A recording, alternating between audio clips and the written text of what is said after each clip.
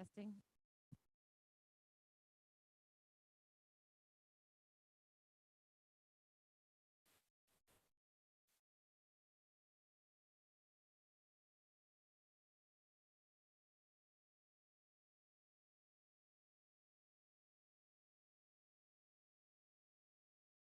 Testing.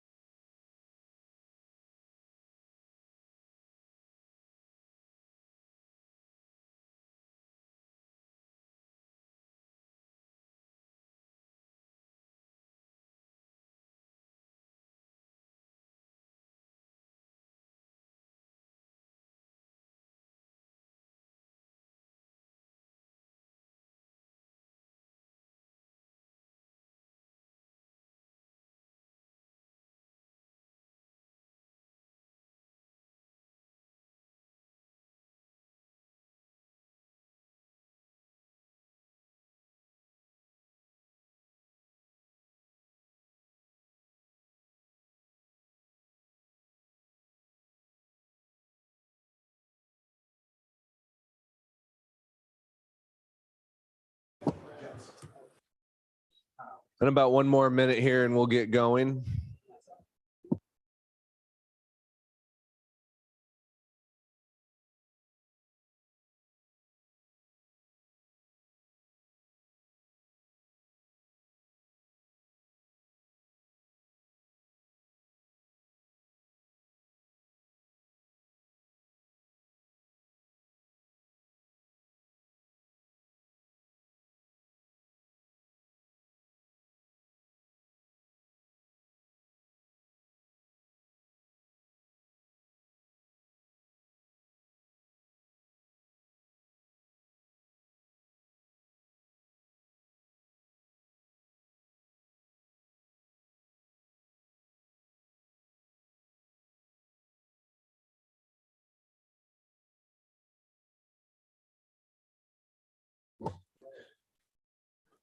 All right, Sarah, are you good to go on your side? Perfect. Thank you. I will welcome everybody. It is 6 o'clock, so I will call to order the regularly scheduled meeting of Tuesday, November 22nd, 2022. Please join me for a flag salute.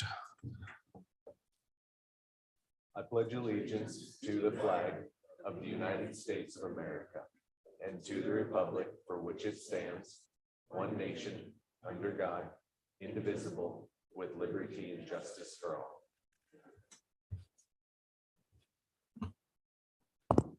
The Assembly of the City and Borough of Sitka would like to respectfully acknowledge the traditional first people of Sitka.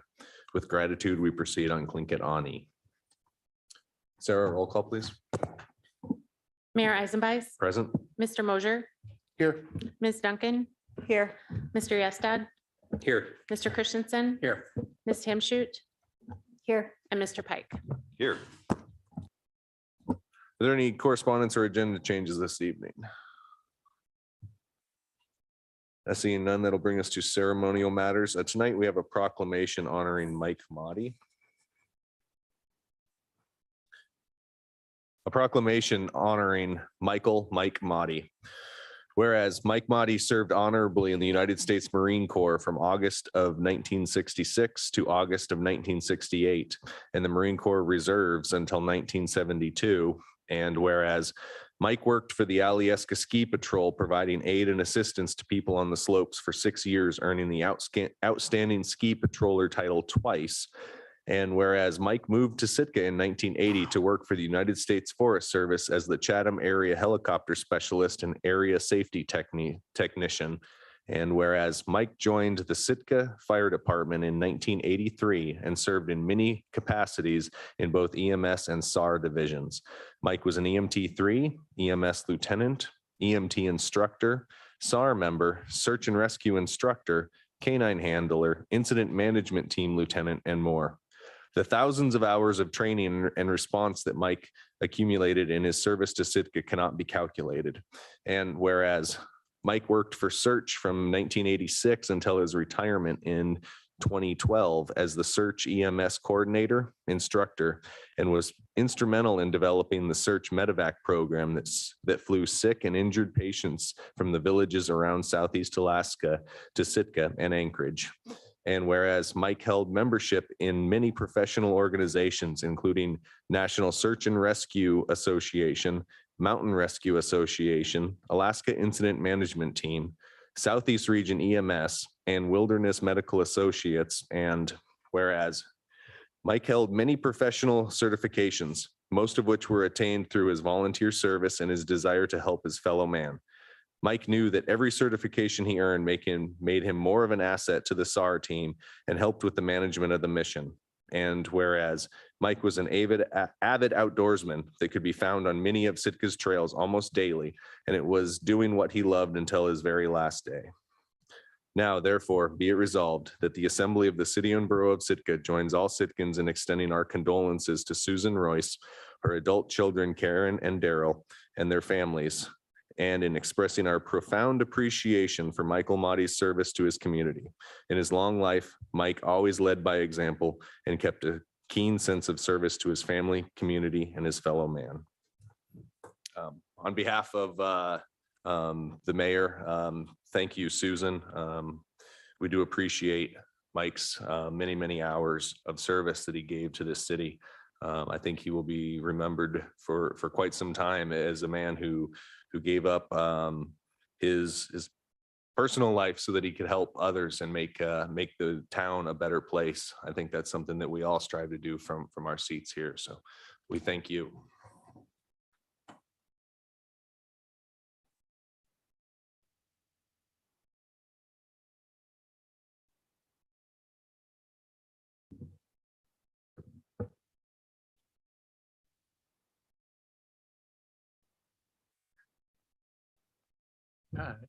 If I can, I'd like to speak about Mike a little bit. Mike was one of the instructors for my very first EMT class. He was my boss for a number of years when I flew for Search Medevac as a medic. He was a board member at Southeast Region EMS where I work. And he and I can't tell you how much time we spent down at the fire hall together and things. And if I have been a bit devastated by the news of what happened, but at the same time, I very much appreciate the time that I got to spend with Mike. And for those of you who know what I'm talking about, this spring Conehead will be coming back because of Mike.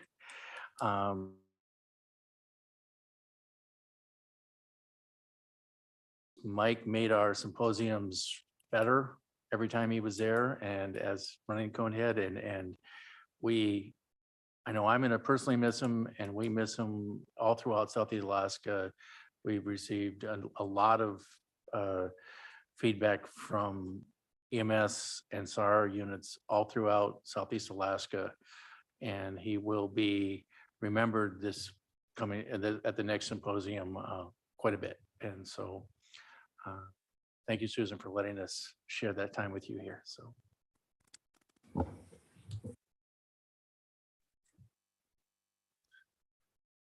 All right, that'll bring us on to special reports this evening. We have two scheduled special reports tonight, starting with Woody Woodmark, Chair of the Sitka Tribe of Alaska.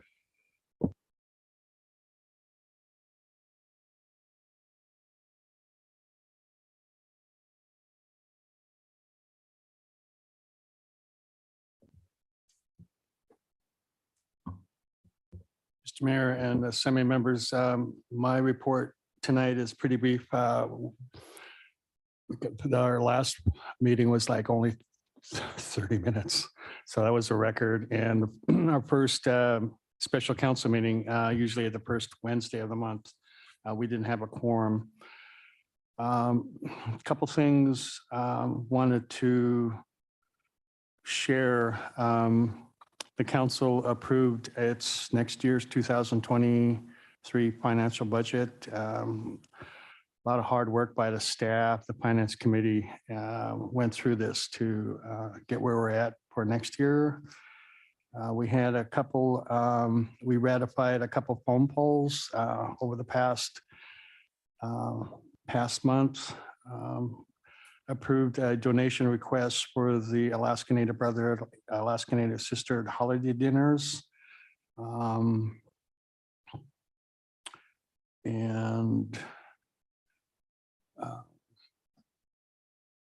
Certified its recent election by the tribe.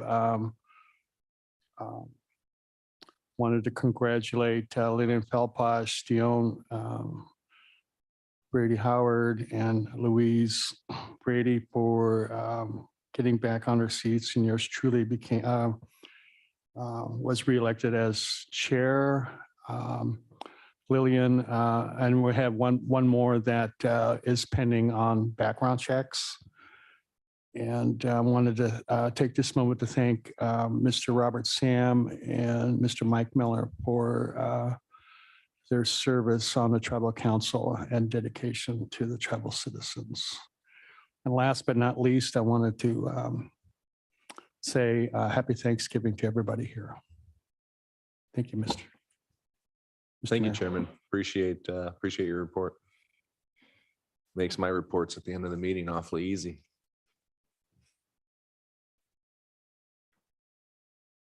Then we do have another scheduled special report from the Police and Fire Commission. The Chair, Greg Olson, and Commissioner Lloyd Platson are here to present.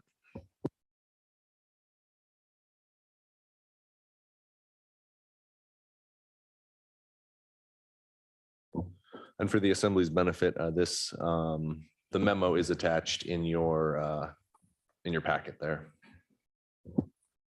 So, Good evening, gentlemen. good evening. For the record, my name is Greg Olson.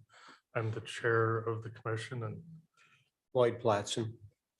so the memo was, we've turned that over. I think you should have gotten with it, or what was intended was the transmittal memo that we received with the directions that we were sent on with this, and also some copies of some ordinances that were reviewed. I don't know how you want us to proceed. It's pretty straightforward. It's 3 pages. I don't know if you have specific questions or if you want me to go through what's in those 3 pages briefly. Yeah, a summary of your findings and recommendations would be great. So basically, we met on the issue 4 times. The first meeting was to figure out what it is we we needed to do. The second meeting, we looked over some ordinances and this came to us, it appeared kind of in two parts. Initially, the concern was snow on the sidewalks in the community. And when it came in front of the assembly, it got combined with general snow removal. We looked at the snow removal ordinance that the borough has. Basically, it's if people don't remove snow from the sidewalks, it's not a ticket. The city, either through the, under the ordinance, either through the public works or through the police department, they can have somebody shovel that snow. The city sends a bill to the person, or the borough sends a bill to the person, and then can put a lien on their property. There's a caveat in the ordinance that says that if a government entity put that snow on the sidewalks, they can't be billed for it. We had a meeting and we invited the snow removal public works director, a person from Public Works, and from the state who are responsible for snow removal and plowing. We learned that there wasn't a lot of snow removal done, it was plowing, and that neither the borough or the state indicated that, well, they try not to put snow on the sidewalks, they don't go back and check, and if it gets on there, they don't take it off. They've got too much to do. The state is responsible for Sawmill Creek Road, HPR, and then the drag down through across the bridge. They try to hit in the snow times, they try to hit the main roads for buses, and then they got to get over to the airport and plow the runway. That's their primary concern. And the city does their plowing and moves the snow and gets on with other business, basically, not giving them short shift there, but they don't spend, they don't have a lot of time to spend on it. They do what they can.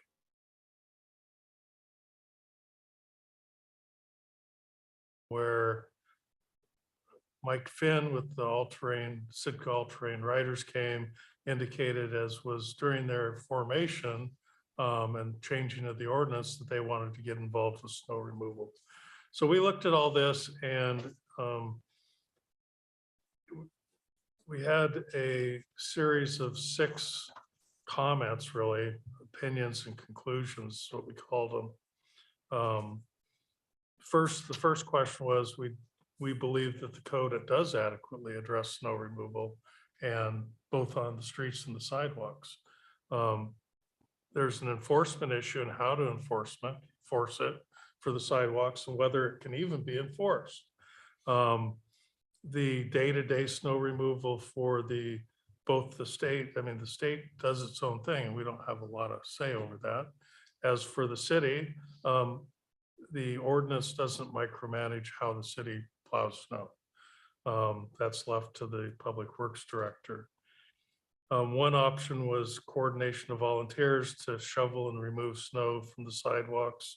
That may be through the ATV group. It raises some potential issues, which are better left to the city attorney, about whether, if you have volunteers working on a specific task for the city, whether that creates liability if something happens to them, to other people, or to property. That wasn't our issue, but it's a potential concern. Another option was to use the temporary city employees, get hired in the winter to go shovel snow under the direction of the Office of Public Works. Again, that would necessitate additional funds.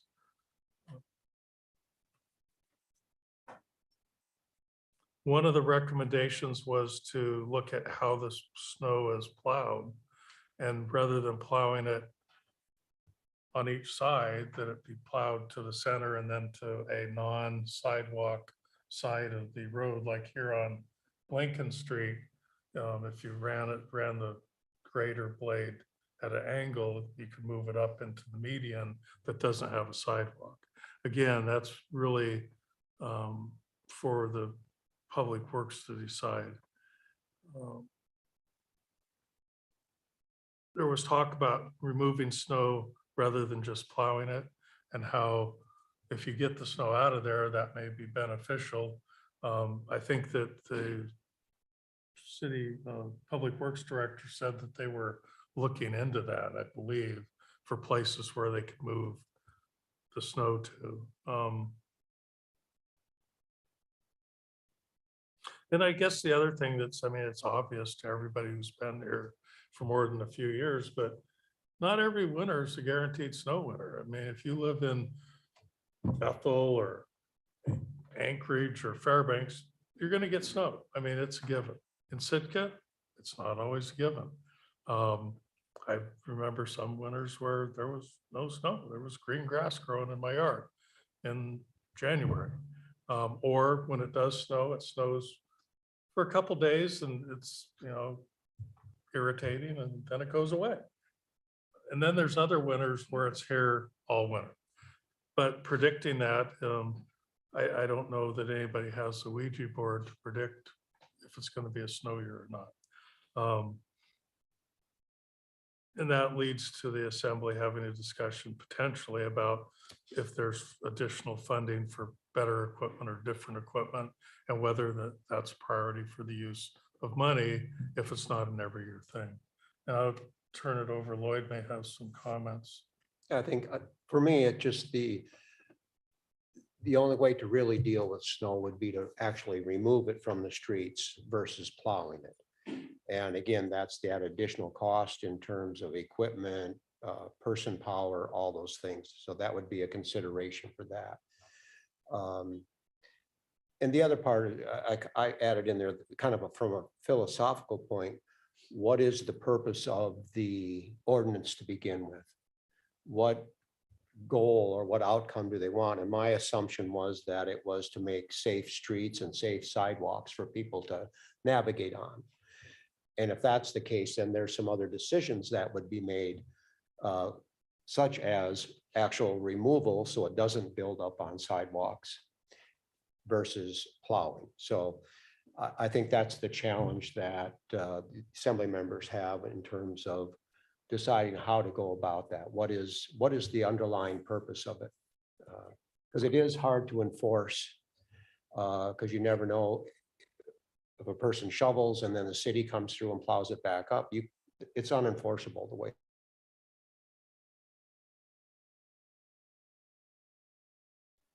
Probably not helpful, but I guess I would note one other thing, just so the assembly's aware of it. We had these 4 meetings. They were on the agenda each time. With the exception of Mr. Finn, who came in to talk about the ATV removal, and the 2 state and city public works directors that we invited in. I don't think, other than the assembly or the commission members, we didn't have any citizens coming in to talk about it that I can recall. We didn't hear of anybody falling down and breaking anything, although that happens every year.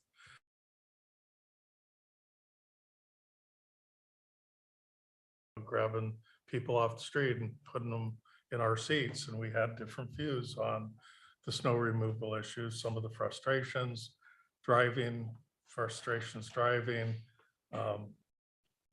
whether, you know, some other places, other states, they actually have the equipment to take the snow away. And myself, I've been kicking around the state since 1969, and my view is it goes with the territory. I live in Alaska, it snows in Alaska, and so I've got to deal with it. But we didn't have anybody come in and say, oh, I know so-and-so broke their hip and fell on the sidewalk because it wasn't snowed. It may have happened, but nobody came in. Nobody came in to complain about the roads either. But that could have had something to do with the fact that the meetings were in April, May, June, and July, and there was no snow. I mean, it's forefront in people's minds when you're walking through it to get to your meeting. But just so you're aware of what input we had. And I would share one anecdotal experience that I had in terms of it, walking down McGraw Street and coming across an elderly woman with a hand cart, you know, something to help her navigate. She was stuck out there in a rut. And she was quite old. And I don't know what she would have done if I had not come along and helped her. She was on her way to the mailbox, but she got stuck in a rut with her walker and couldn't move. She was just standing there and it was cold. And so, although we may not have gotten a lot of feedback because of the time of year that we dealt with it, I think that was one thing that stuck in my mind, is that to consider the impact that it does have on people navigating. So that would be my last comment. Well, great. As it's becoming more seasonal, if people have comments, we know where to send them, to the experts now. No, I do thank you for your research into this, and especially the timeliness of the report coming out right now, as we are in the colder, darker months, and this is a consideration for the assembly moving forward. And additionally, so with budgetary season coming forward. So we've heard in the past that this is a concern of our citizens, and we appreciate your time looking into it, and then the written report so we can refer back to it as we go forward. So appreciate it. Thank you. Okay.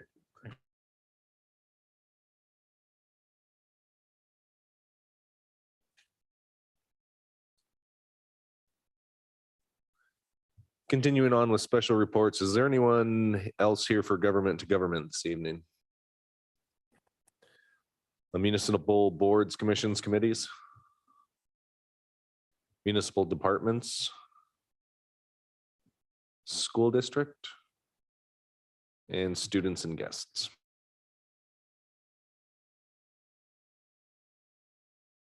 Participation for any item off of tonight's agenda, not to exceed 3 minutes for any individual.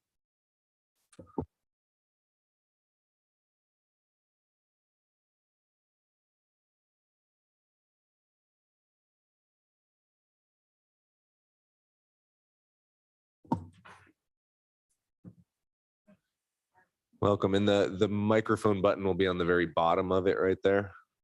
Yeah, push it each. There you are. Thank you. Thanks. Good evening again, Mr. Mayor and Assembly. My name is John E. Corral. I live at 404 Lake Street, Swan Lake Terrace building. And excuse me, on about somewhere around Election Day, a neighbor stopped in to have coffee and asked me if I'd filled out my application for electric subsidy for 2023. And I said, well, I didn't know anything about it. And so I come down to the city offices and asked you if I could apply, and I was told that the application period had ended October the 31st. So then I said, well, how was I supposed to find this out? She said, well, we put it in the paper and it was on the internet. I do not take the paper, and I don't stick my nose in city business on the internet. So I didn't get the message. I feel strongly that this notice should have been put in our utility bills, because I read my utility bills every month, and I'm currently on a subsidy, and I still got approximately $315 left on that going forward, and credit. And I didn't know I had to apply, and we had a community meeting in our building, and there's 18 residents there. 2 people out of the 18 got the notice and filled out applications. And so I think it was highly missed, and I'm asking if there's anything can be done to allow us the period to apply for that. Thank you. Thank you.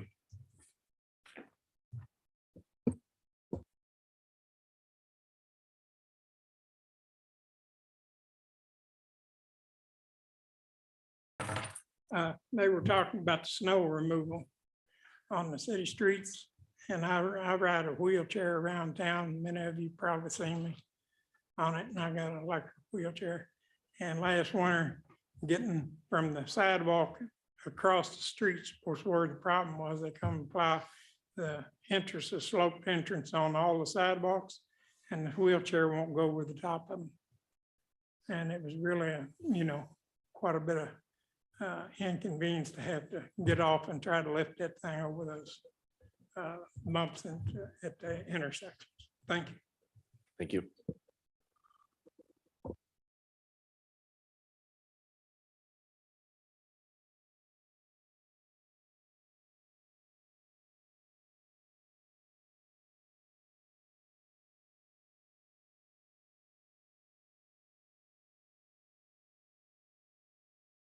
very good ideas and thoughts, and that is to put these notices into electrical bills. And also the city should rethink how they communicate with its citizens. But this is a question of failure to communicate. And I think clearly the opportunity to apply for this should be reopened and allow individuals like John to reapply. Also, the wheelchair issue and snow removal may be a disabilities issue, which I think raises some interesting legal questions. Tonight, we recognized Mike Motti, but also there are 3 Sitkans who passed, at least to my knowledge. There have been others, but I wish to recognize someone who is very special to me and over a long period of time, and that's Ethel Lund, my neighbor, Teresa Helam, and her contribution to the community, and Bob Layton, all of which who were long-time Sitkans. And I have to give my usual introduction, and that is welcome to this beautiful island community of Sitka, which is 100% dependent on fossil fuels for all of its goods and services. One thing I'd like to suggest to the Assembly is I reviewed the quarterly permanent fund, which was recently released. And I think that that should be a quarterly report to the Assembly directly. It was information packed, it was very revealing, and that it is something that the Assembly can learn about into not only the basics of what their, in essence, reserve funds are within the city, but how they're doing. And it also indicates how the economy at large is doing, because one of the things that the people who manage the fund do is that they give an introduction as to what's going on in the United States and the world as far as money management is, and how is that reflected on their performance. So I think it is very important to have those kind of things, because as we know, there's going to be money being moved, and it'll be interesting if anybody reports on what Senator Stedman said in relation to movement of those funds. But thank you very much. Happy Thanksgiving. And, you know, we will see you in the new year.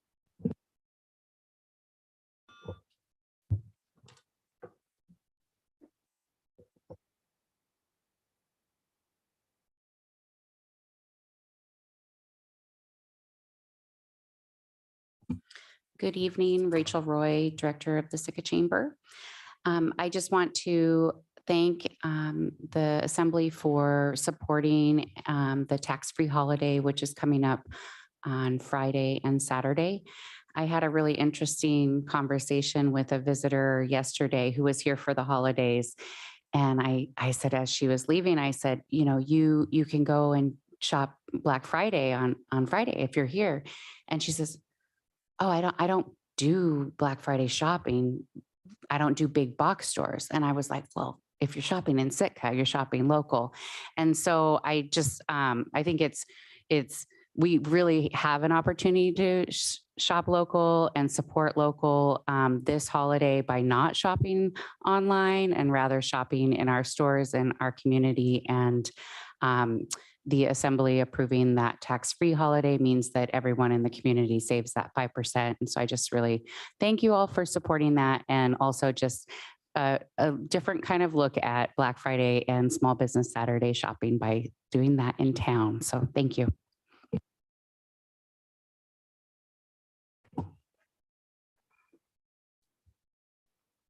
Is there anyone else for persons to be heard this evening? Welcome.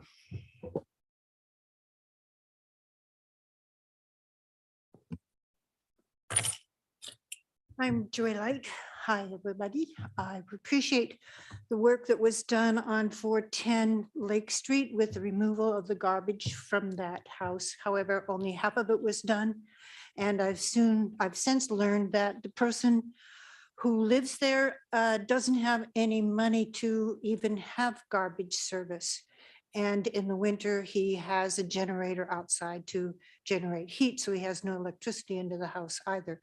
So I would appreciate more help with that. And also, I'm affected by what John was saying about the electricity subsidy. I didn't receive any news about that either.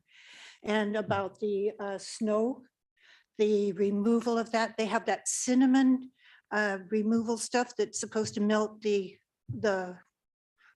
snow. Well, it's poisonous and it makes my dog scream when he walks on it because it burns his feet. And this is going into the water and polluting our waters. I would like that to be, all of that cinnamon stuff be removed. It's horrible. And let me see, what else I got? Quick. I think that's kind of it. Oh, yes, in the buses, the ones that pollute all of the diesel, that they're black on the back of the buses. I hope they're removed, and by the $3 that we get for every person that comes in, every tourist, that money can be diverted to buses that are electric so that we don't have all of this smog in the city. It's gross. And I'm very concerned about our city not having horrible air. Thank you.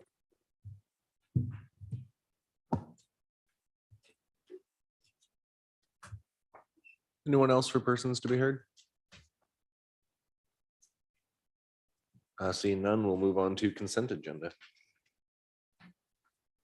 I move to approve the consent agenda consisting of item A, approve the November 8th Assembly meeting minutes, and item B, approve a liquor license renewal application for Ernie's Bar Inc., DBA Ernie's Bar at 130 Lincoln Street. Second. That's been moved and seconded to approve the consent agenda. Is there any public comment? Sarah, on the consent agenda? Yeah, on the motion to approve the consent agenda, Mayor Eisenbeiß, Yes. Mr. Pike, Yes. Ms. Hamshut, Yes. Mr. Christensen, Yes. Mr. Yestad, Yes. Mr. Mosher, Yes. and Ms. Duncan. Yes. Motion passes 7-0. Bring us to unfinished business, item C.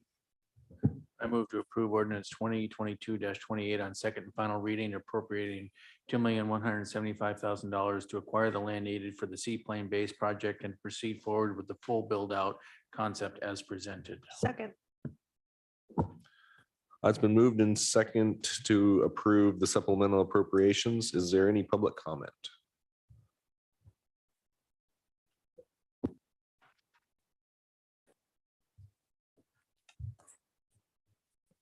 Good evening, Richard Ween. This item is for the seaplane base appropriation. The appropriation is for $2.175 million, and it represents the 6.25% match that we have to provide in order to get the build money. The important thing to note is that this is a process which has taken 20 plus years worth of conversation. At one time, there was no match for it, but now there's a 6.5%. But if you look at what we will be getting, and that is we'll be spending $2.1 million to get $34 million in build. Now, that sounds like incredible leverage, and it sounds wonderfully federal government. Also, we get a bonus of $500,000 over 3 years for maintenance of the dock. The important thing to realize is, which really came out at the last meeting and was emphasized in my mind, is a lot of the planning that they made for this $34 million base was based on 2016 information. And so my question tonight, pass it. The Assembly is the governing body, and they did so unanimously, I think, last time at the last meeting. But the important thing to realize is to do trajectories. And the trajectory is, do you think the economy is expanding or contracting? Where do you think the economy is going to be when it will open in 5 years? Do you think that the fact that Amazon is laying off 10,000 people has anything to do with the state of our consumer economy? And so it's important as you go forward to see, is this just a leverage vote, meaning we're going to get a lot of extra government money? Or does this thing actually make sense in the long term? I certainly believe we need a seaplane base. And if we're going to go in, might as well go big. But the important thing is, what is its utilization is going to be? And it would be nice if we had something that was sized appropriately for Sitka. But the wheels are in process. This is 20 years. You can't go back. So $2 million it is. And we will enjoy the benefits of 34 million in a few years. And I hope it will be utilized. Thank you.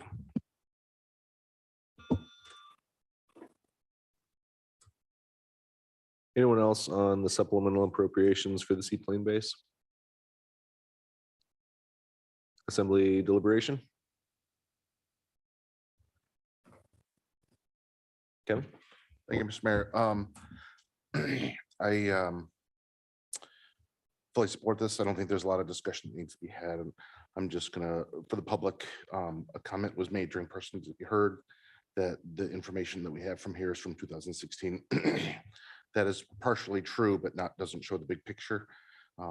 The study, as far as the cost of this is a design phase that's currently in the works. So I just want people to know that listening, that this is, in fact, the information is more up to date, much more up to date than 2016. Thank you. Anything else from the Assembly? Tor? No, I'm just waiting for the vote. Sarah? Okay, on the motion to approve ordinance 2022-28 on second and final reading, Mr. Yestad, Yes. Ms. Duncan, Yes. Mayor Eisenbeiß, Yes. Mr. Christensen, Yes. Ms. Himshoot, Yes. Mr. Pike, Yes. and Mr. Mosher. Yes. Motion passes 7-0 on second and final reading. I'll bring us to item D. I move to approve ordinance 2022-29 on second and final reading, making supplemental appropriations for fiscal year 2023 Marine Haul Out Shipyard. Second. It's been moved and seconded to approve ordinance 22-29. Is there any public comment?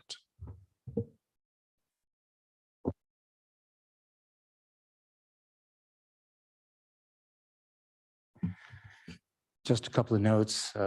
This is the Sitka Community Hospital net funding that went into the permanent fund, which is approximately $8.1 million. It is possible that since it was placed, it may lose some value, and when it's taken out and placed into GPIP fund, GPIP accounts, it will have a different kind of financial structure. It's a trust, and they will have, in order to keep it liquid, it will be a much more fluid investment, which will have a less return. My only point here is I want to hear it, and I don't know, I guess I'll have to put in a Freedom of Information Act, is who is going to be oversighting the accounting on the GPIP fund. Will this funding be transparent to the public, meaning I can look at it, but also not like the financing thing that's on the web, but something that I can really drill into and understand how the money is being spent, And will there be any form not only of oversight, who's managing the accounting, but will there be an audit of these funds at some time? So I think we need to know how this money is going to be handled, who's going to oversight it, and will it be available to be reviewed real time by the public? Thank you. Is there any other public comment on 22-29? Assembly deliberation?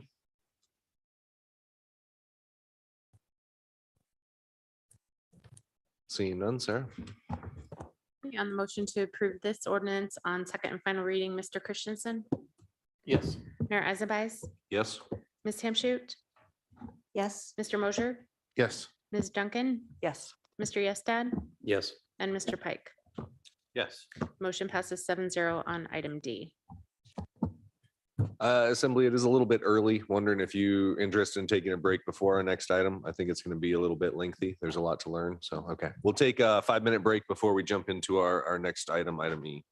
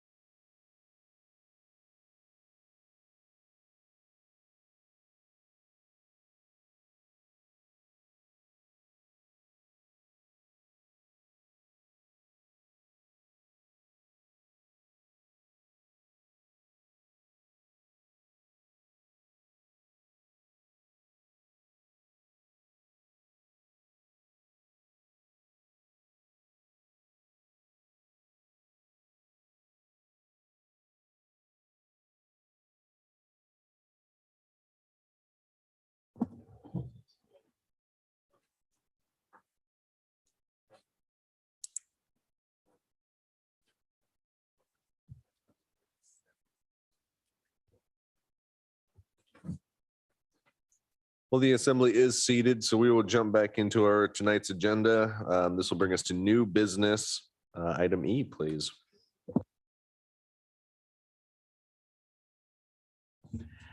I move to approve ordinance 2022-30 on first reading, updating Title VI, business licenses and regulations of the general code by revising chapter 6.19, regulation of commercial operators selling organized excursions or renting equipment for organized excursions. Second.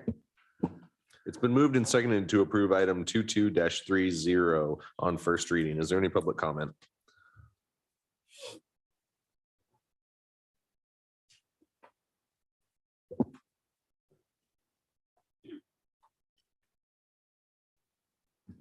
Good evening, Richard Ween. Unfortunately, 180 seconds is not enough time to speak about this. I read the entire ordinance. There are some very interesting things there. A couple of issues are that with this new bidding system, it's alleged that we may get an additional $45,000 in revenue, up from about $8,500. But it's always good to be interested in revenue. But my question is, when it comes to big revenue, like 500,000 revenue streams in the year, the Assembly doesn't seem to be particularly interested. Some important notations are with the buses, and it is said from less than 7 seats is $250, 7 to 15 seats, $500, 16 to 25, $750, and greater than 30, $1,000. Now, my question is, what is the seat capacity of the buses of Alaska coach? And I wondered if it fits in the $1,000 range. If it does fit in the $1,000 range, and you look at the season, in essence, and count the days for the season, it boils down to $5 a day. And to do that to our streets every day for $5 is quite a thing. The thing that's important is that a lot of these vehicles, which are being charged $500, are regular gasoline vehicles, and they have greater pollution controls, but yet all the larger vehicles are diesel. And we've already heard from a prior individual, there's a lot of smoke, a lot of pollution, et cetera. Their weight and their wear is incredible. And I think that the fees need to be adjusted. And the question becomes, and that's just only one aspect of how this is managed. The buses need not to be on Jeff Davis Street.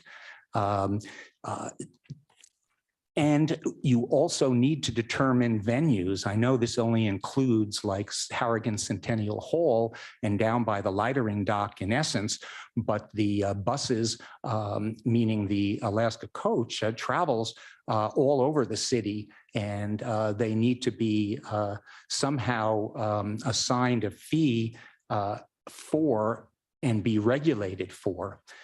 And again, there needs to be a fee if they don't have appropriate emission standards.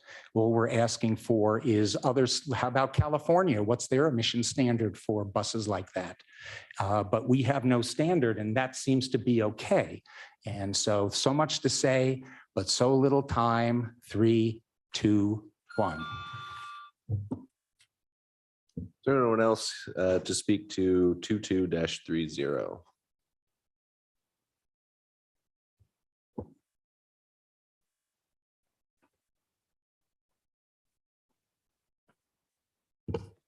Rachel Roy from the Sitka Chamber.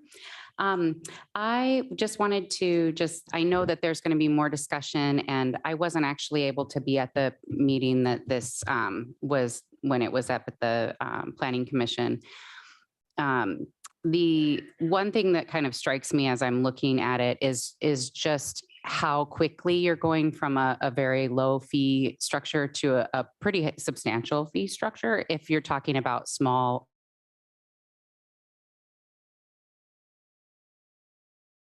can kind of handle that jump.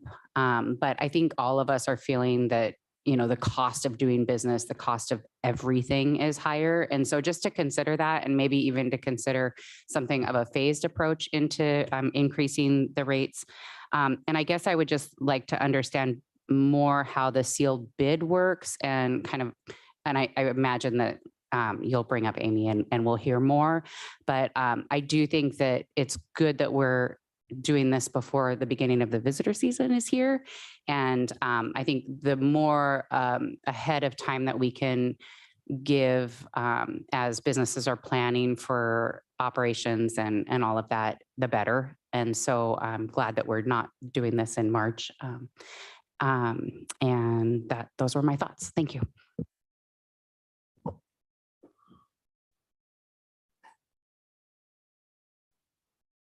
Anyone else on 22-30? And John, I apologize. I neglected to give you the opportunity to introduce the item. So please, the floor is yours. Thanks, Mayor. If you don't mind, I'll ask Tony and Lanice to come up as well. They Please. can explain, but while they're making their way up here, if you remember back in August, I think it was August, we had a special meeting and sent out personal invites to our current vendors and other folks involved in the tourist and travel industry and the folks that work, providing excursions in the back of the building and tours. We wanted to make sure we really personally contacted all of them to get them in here and hear some feedback on our plans. Our goal with this was to really organize and rehab our past permitting structure. I mean, it was about a little over 20 years old, I believe, and get our rates at a point, or the permit fees at a point where we can cover our own expenses. I addressed that briefly in the fiscal note. And I think that with Tony and Lanice's work and Brian's help in drafting everything, I think there's a good product here for the assembly to consider. So with that, Tony and Lanice, please. Good evening, Mr. Mayor and Assembly. My name is Tony Rosas. I am the Centennial Hall Manager. This is kind of a follow-up from the last time we met on this topic. Essentially, what we did was we went from a free-for-all sort of selling out front to a more organized bidding process where area is assigned per person. It's different than what it was in the fact that now everybody has a fair shot at obtaining one of those. There's only 10. And anything more than that would be kind of chaotic. So that's kind of where we decided was good for the building and good for the city. A lot of this stuff that we developed was through hiring a contractor, and this is. Introduce myself. Mhm. I'm Lanice Henderson. I own a company called the Professional Development Company, and I think I did an introduction last time I was here. But for the few new people, I have been doing this type of work for about 30 years. I was in tourism for many, many years, a business owner myself. I'm fairly new to Sitka. I've been here for almost 3 years now. And one of the things that I have really enjoyed working with Tony in the city of Sitka is when we started this off, we were looking at the short-term tourism plan and trying to work with some of the confusion in the tourism permitting system. And we've been through this forwards and backwards. We've looked at it not only from the city point of view, but from the business's standpoint. We've run numbers. We've gone through revisions. I was just laughing with Tony as I cleared out my notebook at how many different times we've gone over this and refined it. And so as John said, I think we're getting really close and this is a good product for us. We're happy to answer any questions about what's in the permits or how we got to the numbers or any of that type of things. But thank you for having us here tonight. Great, thank you both. If there are questions, we'll call you back up. Actually, I guess before, as we've already gone through persons to be here, John, did you have anything else before I don't. Okay, if we've already gone through persons to be heard, do we have any questions? Does the assembly have any questions for the presenters before I have them go up and down and up and down? Great, thank you. I'm just trying to maximize your guys' time and efficiency as well. So we appreciate your time this evening. Actually, I was kind of writing notes there. So a quick question. So I know we spent a lot of time talking the last time about the fee structure and the sealed bid things. It seems like you changed, maybe you didn't, the numbers for the minimum bids. And I see it's 5,000 for the outfitter still, but wasn't it 5,000 before for the at front? So you changed it 2,500. And I'll kind of roll it in, and also the vehicle fees. What was the methodology for coming up with those minimum bids and vehicle fees? So kind of 1.5 questions. Yeah, we had a couple of meetings after we met with all of you and really took a look at the numbers themselves. And John had gotten some information from, tax receipts and all that type of thing at that point. And we brought the sales space number lower than the outfitter number, mainly because with the outfitter $5,000 fee, you're getting extra benefit. You're not only getting your space in the back for your sales and that type of thing, but you're getting storage space. These folks get to store their equipment there and not move it all summer, which is a really great value in my mind. That's an excellent thing for a business to have that is in so close proximity to where their customers are. With the sales space, we ran some very conservative numbers. We made sure that they were low and looked at what was about 1 day's gross sales. And that was, it's all an estimate at this point because we certainly don't have the individual numbers of individual businesses and what we thought would be fair. And so in our meeting with city administrators, we decided to back down the sales vendor space a little bit and start a little bit lower with that, but keep the outfitter one a little bit higher because of the storage and warehousing space that they're getting all summer. And with the vehicle and bus fees, and I heard what the comments were, and that's certainly up to everybody how high or they want to go on those, but this is what we felt was a reasonable start. Go ahead, sir. Go ahead. I just want to add to that quickly, if you don't mind, while we're still on that topic. With the vehicle fees, one of the goals also was to charge a rate that would be passed through to the customer that was not substantial. I think in most cases, if you take the number of vehicles they have and the number of passengers they could have and the length of days, it comes to about 10 to 15 cents per passenger on each one of the sales. So that was another. And also remember their minimum bids. So because of the bidding process, the minimum bid is 2,500. The space may actually go for much higher. And the same with the outfitter space. The minimum bid is 5,000. The actual bid may go much higher than that. So what if they have 27 passengers?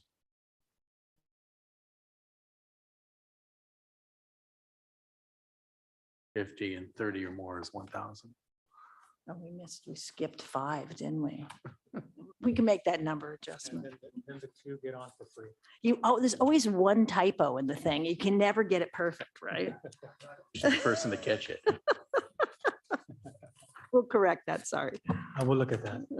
One of the things I just want to mention real quick as well for the Plaza Outfitter space.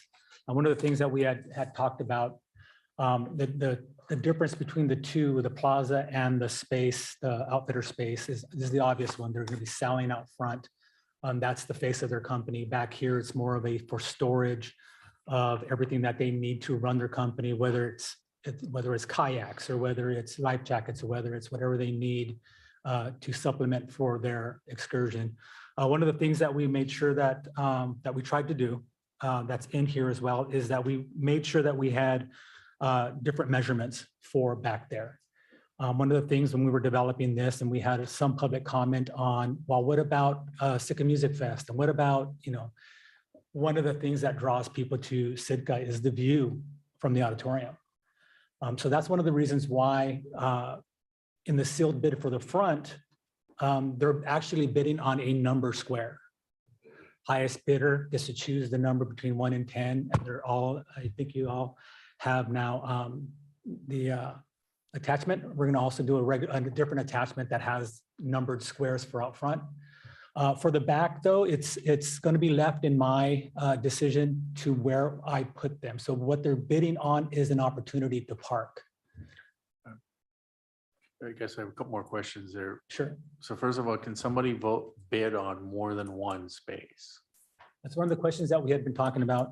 It doesn't reflect it in here, and that's something we might want to add, but for the bidding process, what we were planning on doing was having 2 different rounds of bidding. First round of bidding is going to be between a certain date to a certain date. If there's still squares or spaces available in the back, we're going to then on a second date, a different week and a half, 2 week that they can bid a second round if we still have available spots. That's not what I meant. I meant, let's say I want to have a big outfitter and I put down a $30,000 bid on each space. Yes. Can I do that? No. So what I'm getting at is after that second round is closed, then all bidding's closed. And then that'll be, if there's 2 spots left out there, 1 spot left out there, then that'll give the opportunity to anybody else that wants to possibly get a second spot out there. So they'll only be allowed to bid on 1 space. They're only allowed to bid on 1 space to make it fair for everybody, yes. Okay. So the other question I had is, did you give thought to multi-year permits? Because I mean, I know that one of the things we heard was people invest a lot of money in their equipment and their gear and their business. And they didn't like the uncertainty of not knowing if they're going to have a permit the next year. And so I know we talked about 3 years or something like that. We did consider a multi-year, and we also consider a phased approach to this because my concern was if we had issued multi-year permits in this first year, I don't think we're going to hit our goal of allowing or removing barriers to entry to other folks to come in. So if we put them all out for 2 or 3 years and then they're all purchased in that first year, it's 3 more years before anybody else can get a chance. So our hope is in this first year, we see what the appetite is and then maybe revisit this ordinance a year or 2 later to see if we want to change it to multi-year or consider a phased approach to it.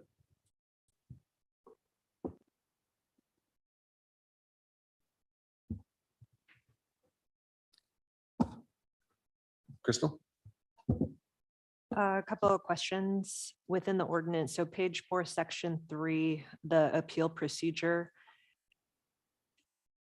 Does that go to section G or is it just left non-specific? Because in section G, you do discuss an appeal and it gets pretty detailed. This one just says you may appeal to the administrator.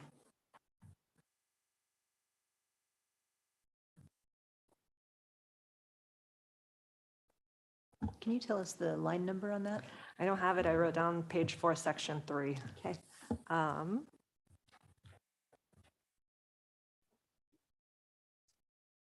Line 186.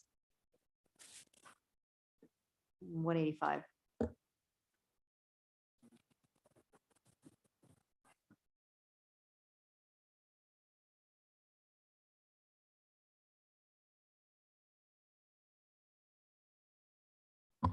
So Crystal, what was your question? One more Well, time. the section G gets into the appeal process. So I know that this is basically saying within 2 years, you can't have gotten in trouble, so to speak. Yes. But it does reference that you can appeal if you did get in trouble, right, to the administrator, but it's not specific. Did we just want to leave that general, whereas in section G, we get very specific? I can speak to that if you'd like. This C3 on page 4, starting on line 183, deals with the circumstances where an application is denied. So it's itself. The other sections that have a more particular due process, this is the legal type of stuff that I put in, has a more robust due process type of review for when a license was suspended or revoked as opposed to an application being denied. So that's why there's a distinction between the two. So we treat those very differently. Correct. Okay. What about page 4, section 4, the prior notice? So this basically was lined through, I think it referenced if there was an event or something. What sort of prior notice are we giving to vendors? Will that be at the beginning of the season? They're made aware that they won't be able to park there or sell on certain dates? No, it was left broad because the issue may arise quickly. So the city may want to have a function that's happening where they have to tell the permittees that there's certain times of day that Tony needs to not have them put out there for a special event.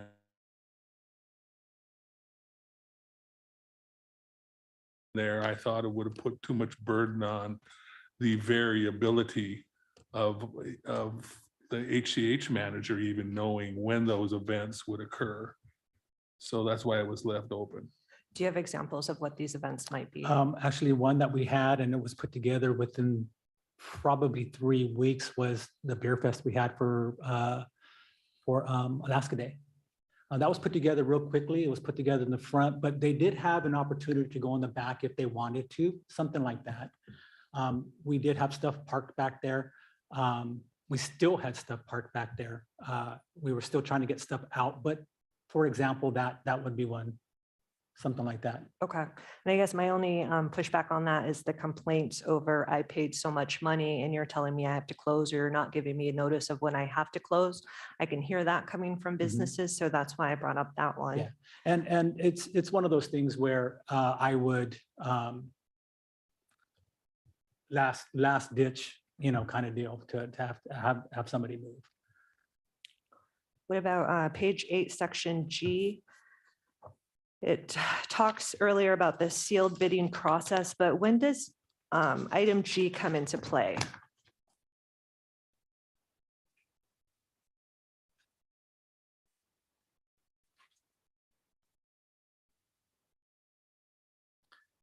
So if you look at either of the permits, a lot of the timelines have been left empty.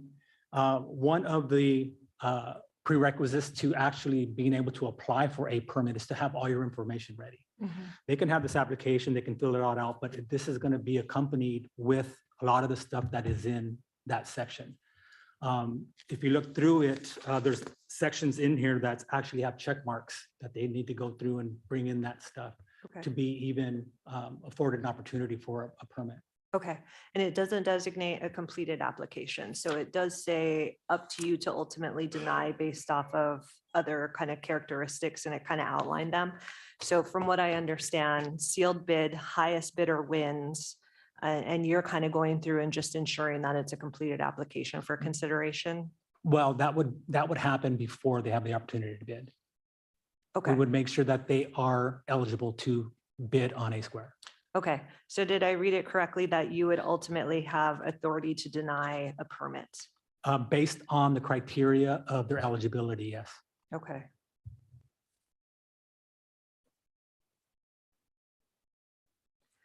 And then line 462 is repeating what is laid out in page 4, section 3. Was that done purposely? It's verbatim, just placed in 2 sections. So I'm guessing we wanted to emphasize.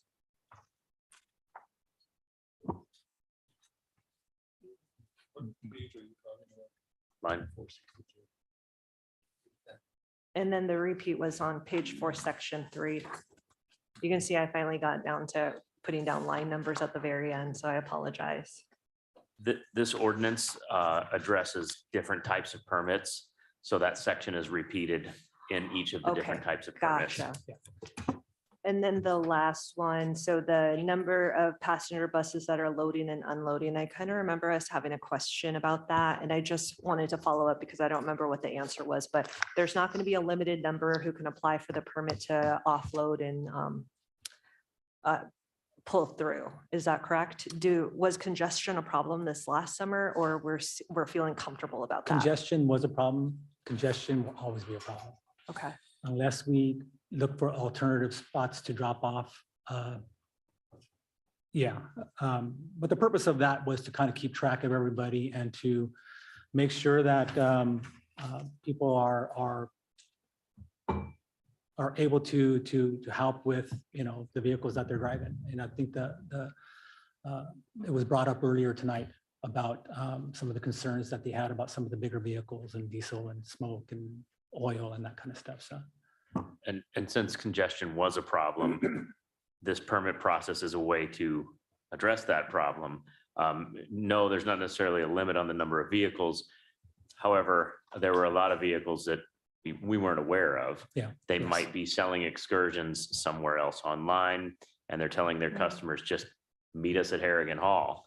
And they'll come driving through some certain area and pick up their customers. Now, to do that, that is addressed in this ordinance. So they'll have to have some sort of identifying sticker on the vehicle to show they're authorized to be there. And that should hopefully prevent unauthorized vehicles operating in these excursions or these outside sales from using Harrigan Hall without paying the permit fee to operate. Yeah, and one of the reasons is because 99.9% of the time that anybody gets picked up here, it's because of the convenience of everything that we offer, bathrooms and information and all that kind of stuff. And that was part of the thought that went into the loading and unloading as well. Thank you so much. Those were my questions. Thank you. Rebecca? Yeah, I have a number of questions and I'm not sure who they go to, so I'll just fire away and you can redirect me if I'm aiming towards the wrong person. I also had a question about the prior notice of special events. I'm really worried by leaving that undefined. What do we do? You've got 24 hours to move your stuff, and that's within the bounds of this. If I were an operator, I would be very uncomfortable with that. So I'm just going to make that comment. There's not really a question. I think Crystal covered it. What about access to electricity and water sources? Can any of the outfitters or vendors use, I assume we have outside hose bibs here or outside outlets? I didn't see it addressed in here. At this time, it's not offered. It's not offered. So No, ma'am. So we do have those things outside the building, but vendors and operators are not allowed to hook up a hose or an extension cord. Part of it is it's very limited. And it's what we're trying to do is make it fair for everybody. And if somebody has it, then we want to make sure it's available for everybody. And we just don't have those kind of resources right now. Okay. And then I also had a thing about the appeals process because it says the appeals go to the administrator and then to the courts. Like there's no local recourse, no planning and zoning appeal or no assembly appeal. And that feels, maybe that's a question to Brian, to go from the administrator straight to the courts and not have any other local option. Is that typical for this kind of permit? Well, it's typical in our code, and that's what we've done. And we didn't go away from that and have another layer, to the assembly. It's something that I kept it from a administration point of view. It's easier to do. There are other code sections that once you go from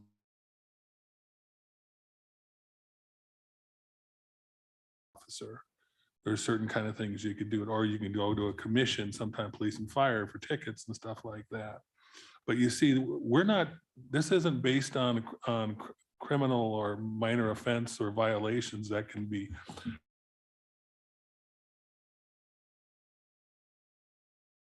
that are handled by the HCH manager.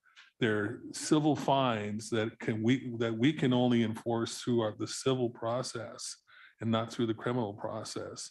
So I think it behooves us not to make the process too complicated. Okay, that's great. But we could make it more complicated if that's the desire of the people. Absolutely not. And then the lines 501 through 508 delineating responsibilities was deleted. And I don't know if I just didn't figure it out, but that sort of clarification of who's responsible for what, does it all now land on Tony and that's assumed, or was it spelled out somewhere and I missed it?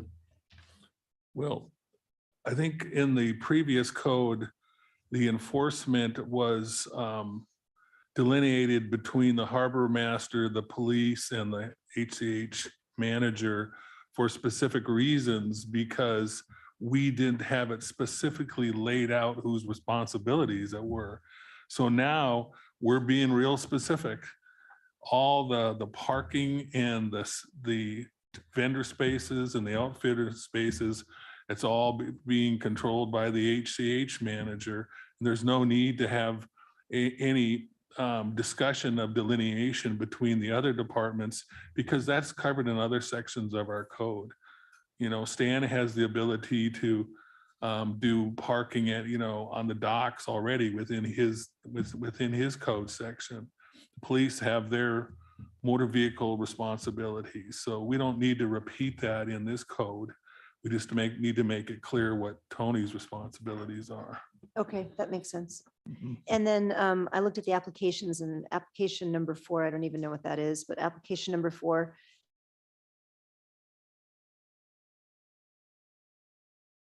There's so much turnover and some are higher. And so does that mean they have to continuously not only find staff, but then update their permit? Is that what we're asking of the businesses? And if that's what we're asking, I'd like to understand why. Yeah, that's a tough one. I mean, I contemplated trying to put code language that got that in there, and I just defaulted to this, tell us about everybody and let Tony manage that, as opposed to try to lay it out specifically in the code, because you're exactly right. There is a lot of turnover. What I'm more worried about is the business needs to be responsible. They can have all the employees want, and we cover that by saying this involves you and your employees. But a lot of these businesses are owned by several people, and we want them to sign off as responsible for their conducting themselves under the permit when they get the permit. The owners need to. So if there's an LLC or a corporation or just someone who does business as, we want those people to all sign up and make responsibilities. So when something goes wrong, one of them can say, I'm not responsible. And the other one says, we only have one of the two people that are technically kind of contractually bound by us. So I think it would behoove us again to make sure that if someone comes up and says, this is the name of our business, we want to know every person who owns that business or is a principal to the entity of the business. And we're not so concerned about all the employees that run through, because they're covered by the general language of the code that says that you are responsible as a business and for anybody that represents you as the business. So we're not actually asking to know the name of each kayak guide at each. That's not what that says. That's not what that's for. Yeah, we're trying to get the people, the business principals and owners to sign up for this and make themselves responsible. And then my last question is probably for Brian, but when we provide a permit to a vehicle that's going to be dropping off, can we require an emissions test? That they've passed an emissions test somewhere? Well, I think you can require it, but I think the philosophy behind this new code section is not to get, at least for this, is not to get involved in that. I mean, what this code says is that if you operate a vehicle, you have to follow the laws of the state of Alaska and the city of Sitka, the vehicle laws. And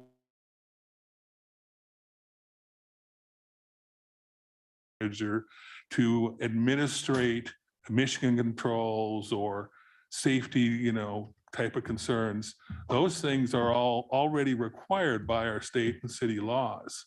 And not for, when we're leasing space here, we're not controlling how people run their business completely. Now, so the short answer to your question is, yes, we could have those kind of, we could have safety inspection rules, but we kept those out of there. Okay, well, the number one thing that I've been hearing is buses, and the diesel fumes. And so it might be valuable for us to look at that. Let me speak to that. This code is just talking about buses pulling into the plaza area of our HCH. It doesn't address controlling what happens on the roadways of Sitka. And I didn't look at it under those contexts and whether or not we could actually do that. Can we ask buses not to idle for more than 1 minute? And then how do we enforce that? But, people talk about walking past the buses and being, and, while they're idling in front of the building as one of many issues I've heard about the buses. So I just want to make sure that whatever we do, we're doing it to the needs of our people. Yeah, and my answer, the short answer is yes, you can have this.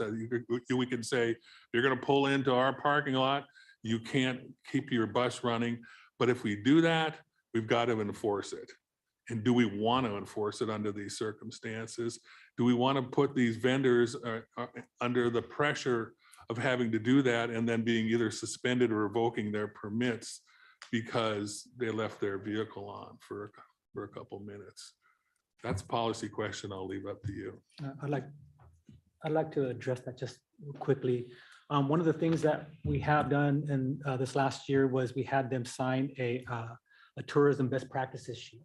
And what that basically is, it's kind of like a code of conduct. You're not going to be hawking next to your vehicle. You're going to be respectful. You're going to be picking up litter or anything around your area, those kind of things. And one of those things is that they're not going to be idling their vehicles. And one of the things that I'm constantly made aware of, and I try to handle then and there, is when one of the vendors comes and say, they're idling, we can't even breathe, I can't even hear the person. Me or my staff will go out there and we'll address it. Then and there. We don't kind of wait around and get to them next time. We go right out there and we try to address it. They've been really good here lately. This last year, they were really good about turning their vehicles off. And so I hope that stewardship keeps going into the next year. And that's one of the things that we do try to squash right then and there. So the code of conduct is with the operator, and then we trust that person is sharing that with each driver through seasonal turnover and all of that. So. Yes. And one of the great things that Tony did this year, and I was there, we did 2 meetings at the beginning of the season. We had an owner operator meeting, and then we had a driver meeting. And it would be wonderful to get as much compliance with that as possible. And we talked a lot about idling vehicles. We had maps of which ways you enter and exit. And we just did a really great preseason training, and I would encourage that to happen every year. I think it makes a big difference. Okay. And then I had one last concern that I don't know if there's a question involved, but I'll just put it out there because maybe you guys thought about this. It seems like you've thought about just about everything, which is awesome. So I am uncomfortable using only bids to measure who should be doing business on city property. And so I'm going to go back to something I said at our first meeting, which is I really value the people who've been in business here for 20 or more years, and I want to give them a leg up in the competitive process. I really value businesses that are hiring locally. I want to give them a leg up wherever I can. Businesses who are hiring more people, I want to support them more than other businesses. So there are these important things that are important to me for people running a business in my town. How do we capture those things? And so I envisioned some kind of a bid process where there's a minimum bid and maybe a maximum bid, because what I don't want is for some company to come from outside and be able to buy up just by outbidding everyone else the spaces that we have available and closing out one of our local businesses that's been here for a really long time. And maybe that's an unrealistic fear, but it's a fear I have that we somehow shut out the people who've operated here for a really long time in good faith. Have we considered safety and compliance? That it says you can't be in arrears with the city. So I appreciate that. But what about a safety record? So I don't know if there's room. You've got an excellent document here, and for me to come in kind of at the last minute and say, I want this done differently. But I don't know that this captures what's important to me about our local businesses fully. So that's, I guess, a comment and maybe a question of, I brought it up last time, and I don't know if there's some barrier to, I hesitate to even use the word again, but to using a rubric when we consider the factors that make the businesses the ones we want operating on city property. I can address that really quickly, and then I'd like you guys to jump into if you have other thoughts. We did our best to capture a lot of those concerns in the code. We want it to be local businesses. If you look through there, you'll see that in the permits that they have to be operating within the bounds of the city and borough. I think they need to have city and borough mailing address. Right. So and Tony talked about the process of everybody gets one space. So that's another tool that we can use to keep somebody from buying all 10 of the spaces and pushing everyone out. The timeline is another thing that's important. If we do 1 year, we allow more opportunities to have spaces open up for newer businesses that want to give it a shot here. It may not fully address it at the beginning, but we're taking our best shot to make sure we can capture all of that. Something else to consider too, though, is I would hope that you mentioned the businesses that have been here for 20 plus years. I would hope that if a business had been operating in this manner for 20 plus years, at some point they would grow beyond to that point that they can move on to somewhere else, maybe have their own property, their own storefront. Because the intent here is to have some of the smaller businesses that may not be able to afford their own building, their own storage lot, put in restroom facilities. I see this kind of as the starting point. So we hope that they grow and then, expand their business into somewhere else. Again, like I said, but we tried to capture that as best we could, and I'm sure there will be hiccups along the way, but I hope we addressed most of it. Yeah, I appreciate that. I guess I would just point out, some businesses aren't intended to become bigger. Some businesses are a family operation and will always be a family operation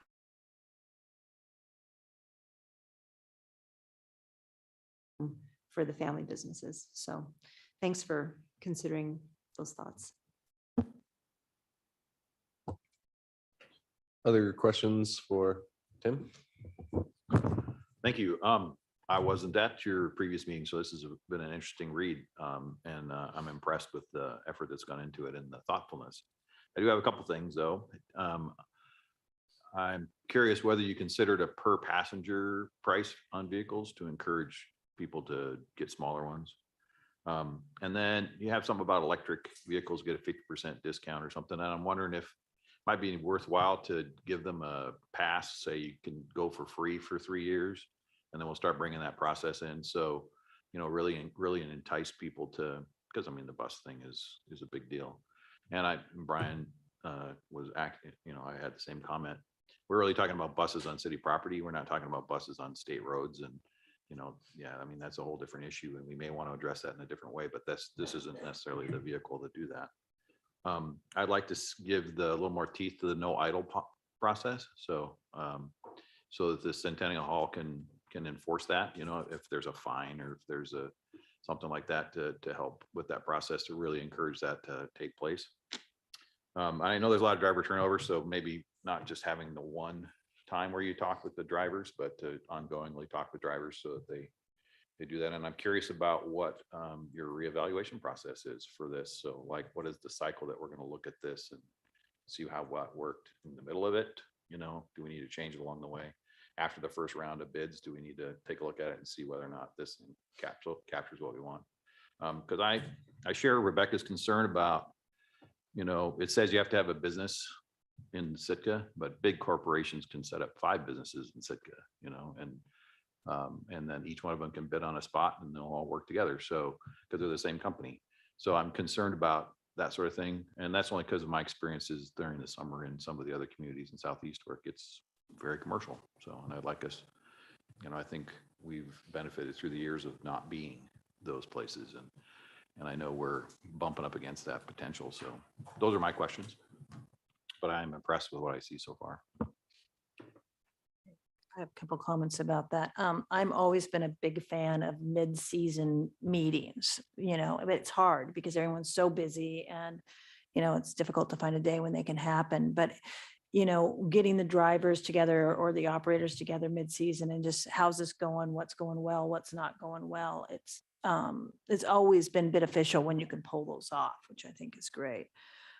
The electric vehicle thing is 100% up to all of you. We can do whatever you want with that, because I think encouraging that is a great idea because it's what we're all hearing when we're out there. So that's really up to the assembly, whatever you want to, how much you want to encourage that and what you want to do with that. And we can put some, talk about putting some teeth in the no idle thing and make sure that in the preseason meetings, that's a big deal too. Yeah.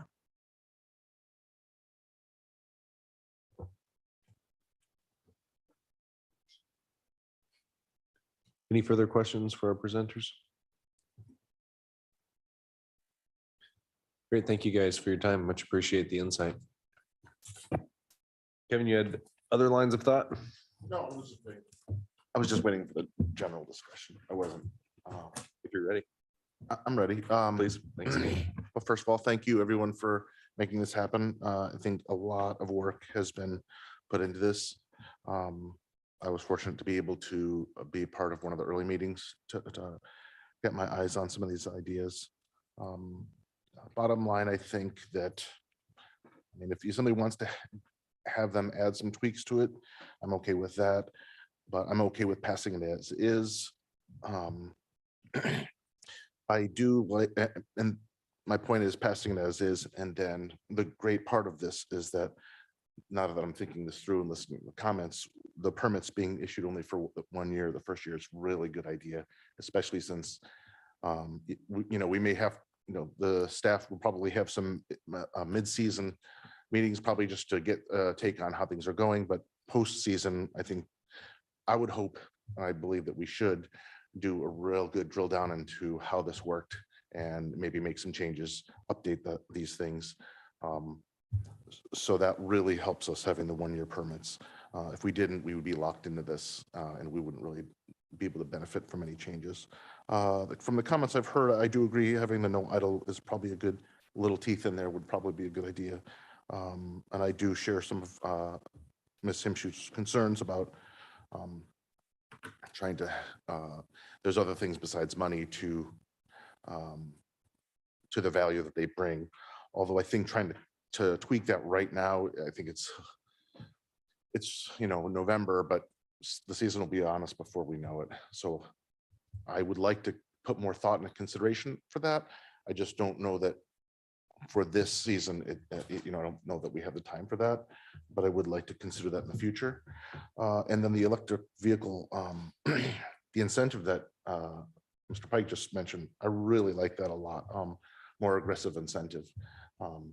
Like the 3 years of the no fees, that would hopefully, the electric buses are pretty expensive. There's no way around it right now, but having a better, stronger incentive might really help. I think that would be a great thing. I wouldn't mind having it added and then rereading this ordinance, but I'm okay with passing it as is and changing it next year. I'd like to hear other people's comments. Sure. Yeah, just before I start out, I think Tim's idea was right on as well.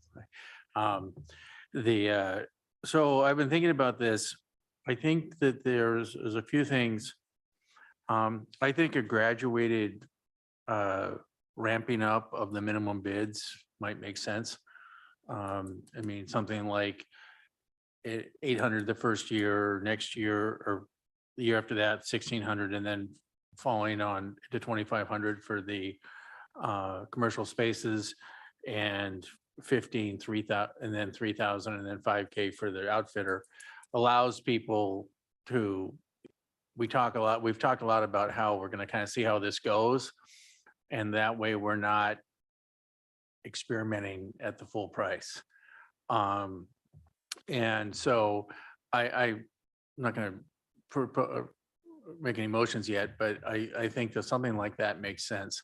graduating it up so it's not a real surprise, you know, I don't think it's gonna be a surprise at this point, but it's not such a hit to them. And again, that's just the minimum bid.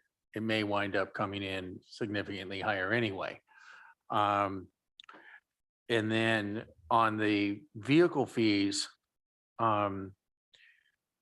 they seem pretty good up until we get to the 25 or 30, whatever it was. But then the 30 plus being 1,000, I'd like to see us either add another one saying 60 plus, and that's 2,000, or we make the 30 plus 2,000. I think that that's a reasonable for that large of a, you know, and considering the amount of space and that a full-size bus takes. And also the part of the reason we're doing this is to help offset the wear and tear on the Centennial Building. Sorry, HCH just sounds weird. When you have 60 or 70 people coming in, that's a much more of a load on the Centennial Building. So I don't think 2,000 is out of line for a full-size bus, and I don't know if we need to add if we would need to add another category for the large bus, or just make the 30 plus that category.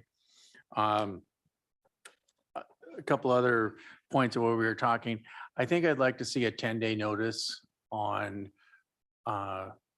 minimum for, okay, we need the Centennial Building.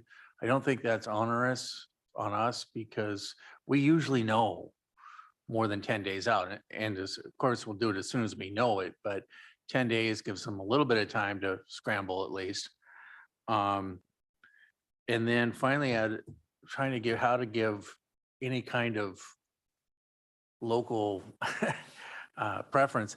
I'm not sure how to do that, but maybe what we would do is give permit holders from the previous year the tiebreaker. So if I have towards fishing excursions, whatever, and I'm putting it out there and I bid, you know, $3,000 this year. If I bid $3,000 the next year and somebody else bids 3,000, I would get the tiebreaker. I don't know. I mean, that's just an idea that I thought when I was looking at this, how we could do, it would help a little bit. It's not a cure-all by any stretch, but I think we would be starting to get into some questionable legal territory if we tried to say, okay, if you're a local business now, you get preference, maybe. And then I guess I have one final question before I pass it off, and maybe you guys think those are terrible ideas. Does the state require emissions testing now on buses? No. So maybe that isn't, I mean, if we were saying, well, we have to count on the state to do that, and they're not, maybe, you know, they say in order to get your permit, and we don't have to do it, they just include, like they do down south, where you got to go to your shop and somebody says, yeah, you passed and you can't get your vehicle registration until then. So you say, goes in with the permit that you've got a current emissions test. I don't know. Throw that out.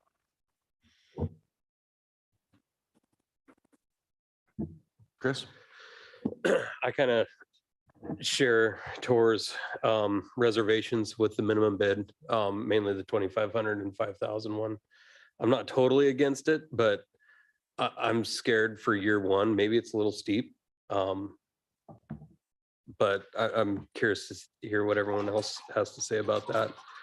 You know, I really started trying to think about what is the most fair for everyone. And I take my own industry a little bit into consideration because I own permits for my own fisheries, and it's not a bid process, it's a free market. And I own my permit until the day I decide to sell it. And I started thinking, well, is that fair in this instance? But it's only 10 spaces. So I do believe that this bid thing is probably the most fair, but maybe eventually we do start looking at some longer term, some 3-year stuff that I know was talked about during was that a work session or that happened this fall? But I do like the idea of just this first year, just a 1-year shot, and come back and see how it goes. when it comes to the buses and their emissions, electric buses are cost prohibitive. Honestly, I think I've heard estimates of $1 million per bus. So that'd be pretty hard for anyone to pull that off and make it financially feasible. Emissions wise, it scares me what that starts to open. Then are we going to start emission testing all of our dump trucks and every other diesel vehicle that's in this town? I'm scared of where that may end up. But I would like to see some teeth on the idling buses here, because that seems to be a large complaint. So I think that should be definitely addressed. In general, I do like what's been put forward to us. And, I believe in pay to play.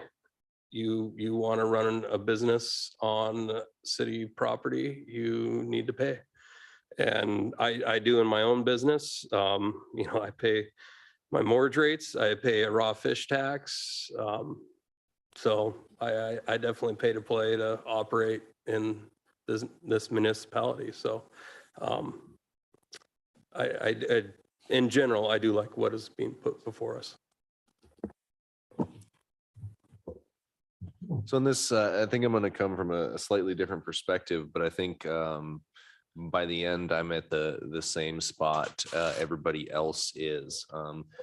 I start this discussion by considering, in my opinion, we have no obligation to provide any of these spaces. I don't think that it's in code. I don't think that that there is any requirement that we give businesses the opportunity to operate here. Now, that being said, I encourage the opportunity for businesses to operate here. Very clearly, this space has value. If the space didn't have value, we wouldn't have people clamoring to get these spaces right now. So I think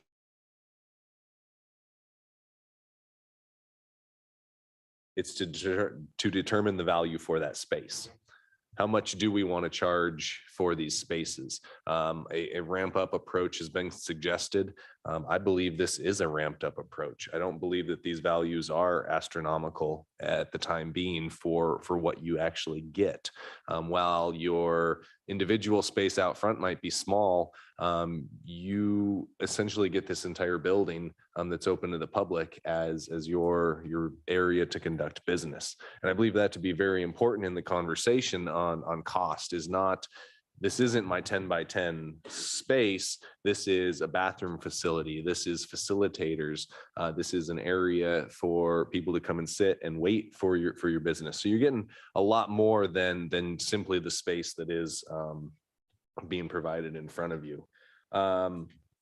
Ties are I'm switching gears a little bit here. Ties in bidding process. Brian, is there anything that you remember from this?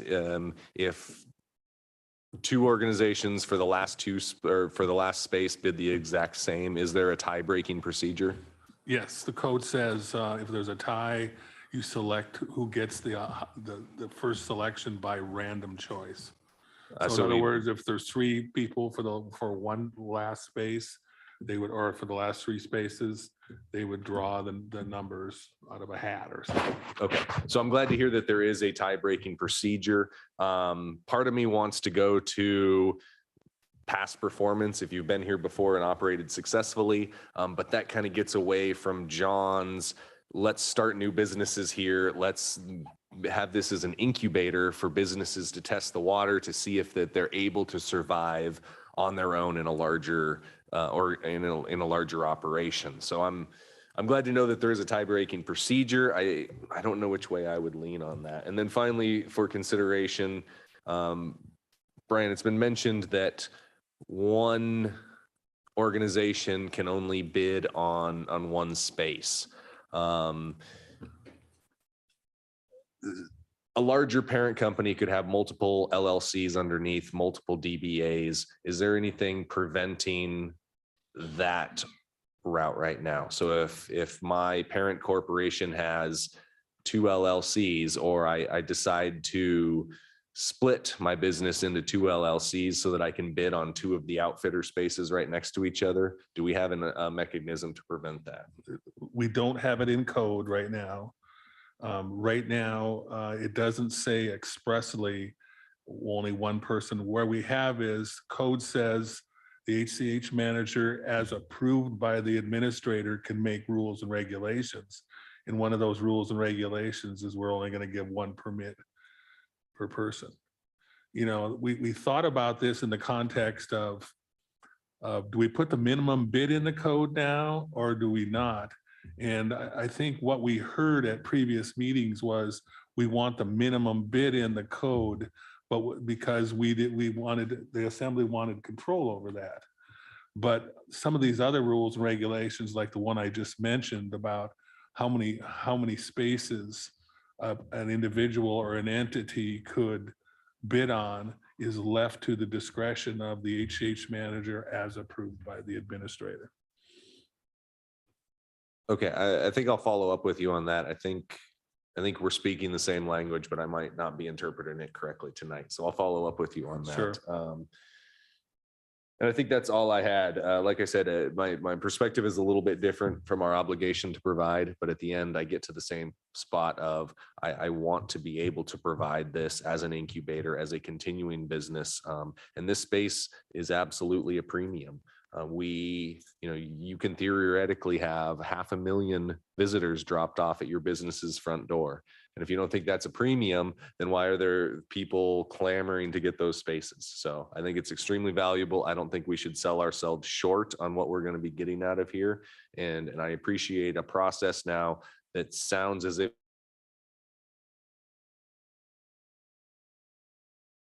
be made down the road.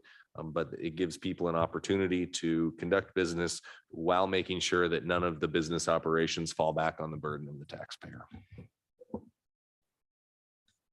John, you had some comments? I do really quickly, just from hearing the conversation here. And I don't want this to come across as the just pass the bill to find out what's in it. That's definitely not where I'm coming from on this one. But the reason this is coming forward right now, and we're a little further behind than where we had hoped to be at this point, is so we can provide the businesses with as much heads up as possible. In a routine year, we would hope to be doing the bid process, was it in October, Tony? So we want them to know before the turn of the new year what to expect for that next summer. So I'm hearing a lot of potential changes, and I think those are great changes. But I want to be extremely cautious on, I'm not saying don't amend it, but I want to be extremely cautious on amending or completely overhauling, because then we're going to come back with multiple readings again. If we have an amended version, there's still 2 more readings that would draw it out another month before we can even begin the bid process. So again, just want to be cautious and be aware of how this could affect the future operations if we make a ton of amendments to just this base version of the ordinance. And I think that was actually another point I had procedurally, while this isn't any direction, but procedurally, I would prefer if the assembly, if they're overall in agreement with this, that we pass this as a whole and we bring forward the certain issues that we have worked on and modified. That way we can consider each one individually and we're not reconsidering this entire rewrite of code all at once. I find it to be a neater process that way. Rebecca? I'm not sure I understand. So you're saying a good path would be to go ahead and if we're more or less in agreement, pass it as is, and then down the road bring sections back to change as needed? Correct. Yeah, I find that to be a neater process. Then we're not reconsidering the entire revision at once. We're reconsidering that small area that needs improvement. But that does not preclude anyone from doing as they wish. Crystal? Since we're having the discussion, I've been taking notes on comments that have come up, and I was hoping that we could just kind of further discuss where those came from. So with the 10 days prior notice, I also feel uncomfortable with not giving prior notice, but I wasn't sure where the 10 came from. So was that Off the top of just my a head. number? Okay.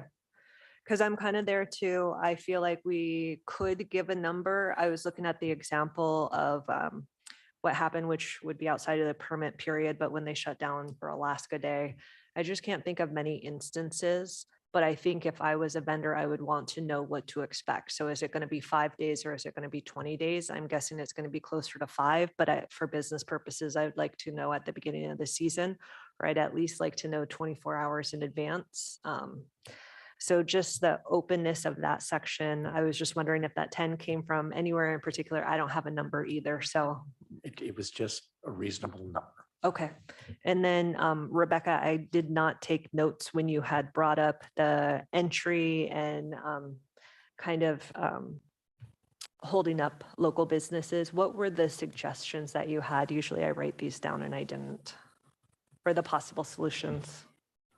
Yeah, the things I was looking at, how many years a company's been in business, safety and compliance record, which is somewhat addressed through, not being in arrears with the city, but also not, there was a whole way of not granting a permit to someone who has a less than appealing police record. Number of local employees, and I think that was all I had. Okay, and so the limit of one spot and those type of things weren't feeling like they were addressed. I know also having the local business, those all felt like things that came out of the conversation that we had. Do we think we still have gaps there? Well, I guess, I'm thinking of this worst case scenario where some outside entity comes in and outbids everybody, just has a bunch of money and throws it at things, and maybe has 10 LLCs and snaps up every spot, and we don't have any, but I think that's unlikely. So I just wanted to protect our local businesses as much as possible, and maybe that's done through everything that's been addressed. Maybe it's adequately addressed through the provisions in the ordinance right now. Okay, thank you. And then the last one, so you had brought up some figures for the minimum of 2,500, and I didn't write those ones down either. So what was your And cut? if I was about to make a motion, but it's 800, 1,600, 20, then landing on 25. Each, so. Before you make a motion, would I make a comment? Sure. Are you done? So I just wanted to, after hearing everybody kind of chime in, I'm kind of on the side of agreeing with Stephen as far as a lot of this. I think the changes to the minimum bids, especially, I don't, if we're going to use this more of a test case year, we should be testing on the amounts that we kind of have intended. I do feel that we offer great value. This is a huge value here. I came down this summer a couple of times during peak hours, and I saw it was a madhouse. The staff was running around like chickens with their head cut off. It was very, very busy. So I see this overall whole plan as a way to mitigate a little bit of that and be fair to our cost, not our tax ratepayers. But what I would like to see, a lot of these, suggestions I really like. I like Rebecca's idea about having it more than just about money. I like the electrical vehicle increasing those incentives. But I would strongly prefer, now after hearing all this, and then Mr. Leach's comment, that we pass this as is tonight and then pass it on second reading at the next meeting, because we do need to give, there's businesses listening to this conversation or will be watching. We need to give them as much time as possible to plan, because there's not a lot of time. It seems like it's far away, but it will be here before we know it. So I would like to give these businesses as much time as we can to plan. And then we have, basically, 9 months or 10 months or whatever to see how this goes and have more time for the staff to kind of iron out some of these suggestions. That's what I would like to do. Again, as far as the The minimum bids, I think they're very fair. And these businesses can afford it. I would prefer not to make any changes tonight, but obviously you'll be glad to listen to them and stuff. Sure. Yeah, so overall, I think, Stephen, you were right that we can make a lot of these changes down the road. The one exception to that is the amount of the minimum bids, because we can't send them out and then change it. I actually, thinking about it, the outfitter, the 5,000, I don't have a problem with anymore because it's like rent. I mean, they get to keep their equipment there all the time. And whether or not you could rent a space like that for the summer for 5,000 is probably couldn't. Not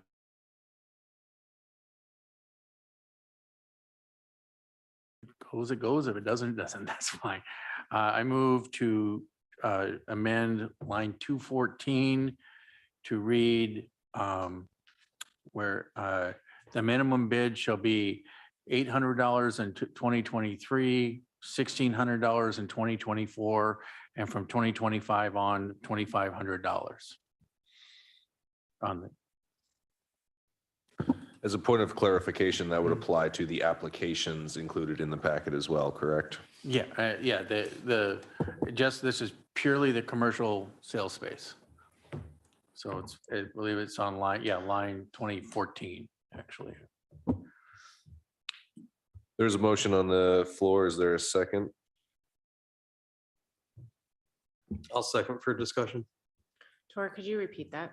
Sure. I move to amend line 214 to read the minimum bid shall be, minimum bid is $800 in 2023, $1,600 in 2024, and $2,500 in 2025.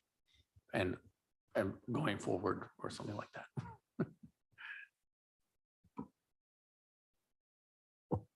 It's been moved and seconded to lower the minimum bid procedure for spaces out front. Is there any public comment on the lowering of the minimum bid?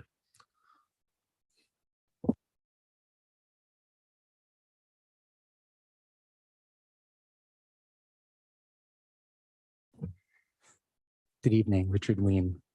I like fiscal notes. And one of the fiscal notes said that the purpose of this was to make the ends meet here at Centennial Hall, meaning to earn enough money to cover the expenses, because in previous years, the expenses were not covered. I think one of the questions that you ask when you start playing with monopoly money is that will these changes affect the ability to cover costs? And then if we don't cover costs, well, who's paying? And that's the real issue here. You come up with these things at the table, and the consequences or implications are kind of lost. And the purpose of this, if you read the memo, is that it's to help cover costs. And I presume that the fee schedule was based on what costs would be covered. And if you think about it, $1,000 for a bus is $5 a day, which is nothing. But if you think about here about leaving your equipment and how much it would cost to move it out every day and store it and everything, ultimately these numbers are fairly reasonable, and I hope that they do well in order to cover it. There are other issues here with the prices, but the key here is, will it cover expenses? And what is the purpose of making these changes? And if it doesn't meet the expenses, who pays? Me. Is there any other public comment on the scaled up approach to the bid process for spaces out front? Seeing none. Tor, do you have anything else on your amendment? Like I said, this is just for the commercial spaces. And so these folks can't leave their stuff there overnight anyway. I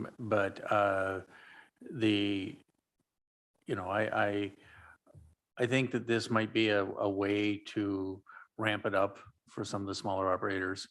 But if the will of the body is to leave it where it's at, that's fine too.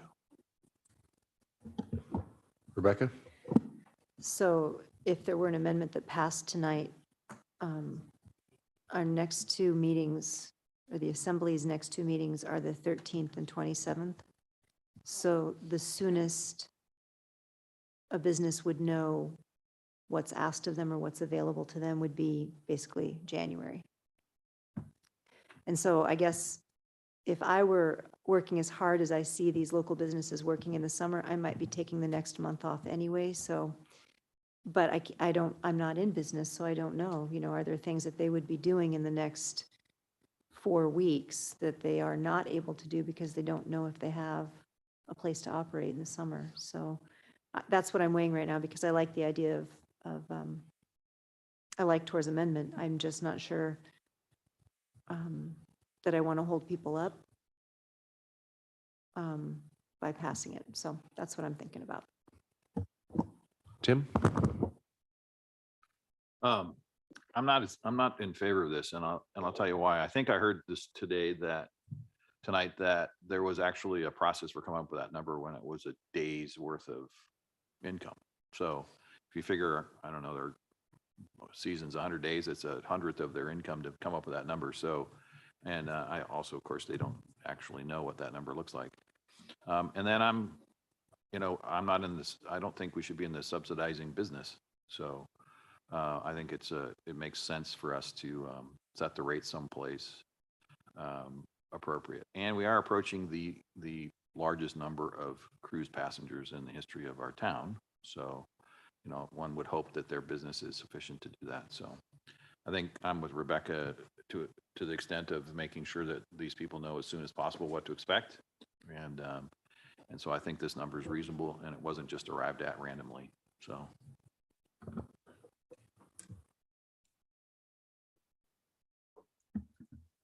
Chris? You can go.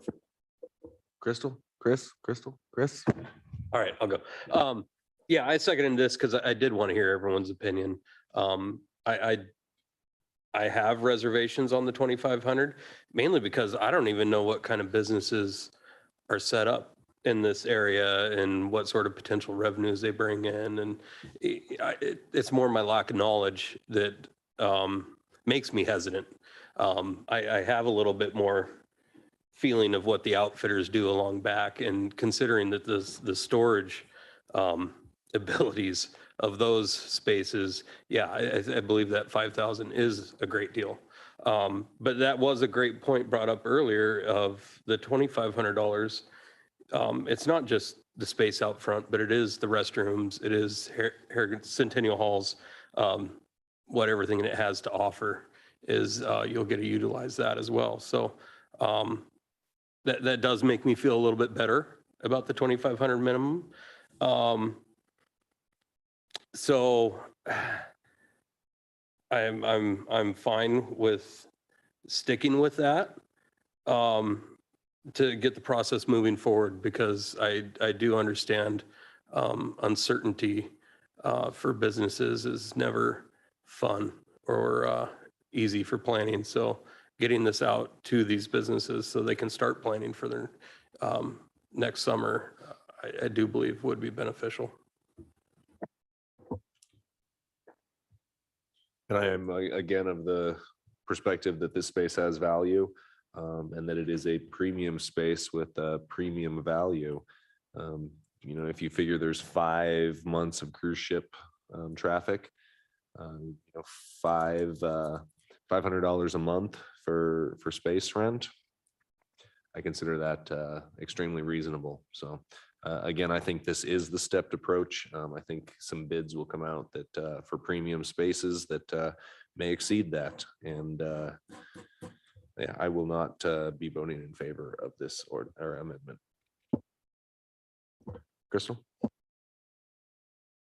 Would I be able to ask a question that goes back to that meeting where we had the discussion about the fees? I talked to Tony and Lenice. Yes, as long as it's germane to the amendment. I think I'm trying to recall that meeting and the discussion around the fees. And I remember the assembly largely felt that it was too high, and I'm trying to remember what those rates were. So they would know better than I would at this point. It was 5 for across the board. So the vendors. That's what can we just get those numbers? Did we change them at all? I remember this was a discussion at that previous meeting. Tony, HCA's manager. Are you talking minimum bid numbers? I think they were, initially, the ones in back did not change from the first conversation. It always been the same. The one in front, I believe I'm not sure what we started at, but it was more than 2,500. I think we may have cut it in half, actually. I think it might have been 5,000 as well from the front as well. We had them both the same. Yeah, when we and it started. was just it was just a number to start with for discussion. Can I ask, I know that you guys took all of our feedback and you basically looked into it further and came back with this as kind of like the final product. What made you treat those categories different? Because that's exactly what we're considering doing here, which is taking this to that higher rate, but lower than the 5,000. What was the thought process around settling on these two figures after that discussion? Well, I have that right in front of me. And basically, we'll start, we talked a little bit about the back and keeping it at the 5,000 mainly because it's not only a selling space, but it's an outfitter space with storage and they've got equipment and they're getting people ready to get into the water and that type of thing. But we were looking at, 1 days of operation and we did the math and kept it low. So we were very conservative. And so this is how we came to the $2,500 mark. This is the math. If you have a tour where you charge a customer $50, most of our tours that are out front are charging more than that. That's a very conservative number. And you take 9 passengers, that's $450 in sales. You have 4 bands, it brings it to $1,800. You have 2 departures a day, that's $3,600. So the $2,500 is less than 1 days of sold out sales. And Tony can speak to the people who are traditionally out there right now and give you more information about those businesses also if you'd like. But there's a lot of sold out signs all summer long. Those of you that have walked down here, you've seen that. A lot of our businesses are enjoying a very robust business and on most days. And so we felt that was a reasonable number. It could have gone higher. But we wanted to have it be less than the storage space that was in the back. So I feel it's very conservative. I feel like our businesses have had a lot of years of wonderful startup prices.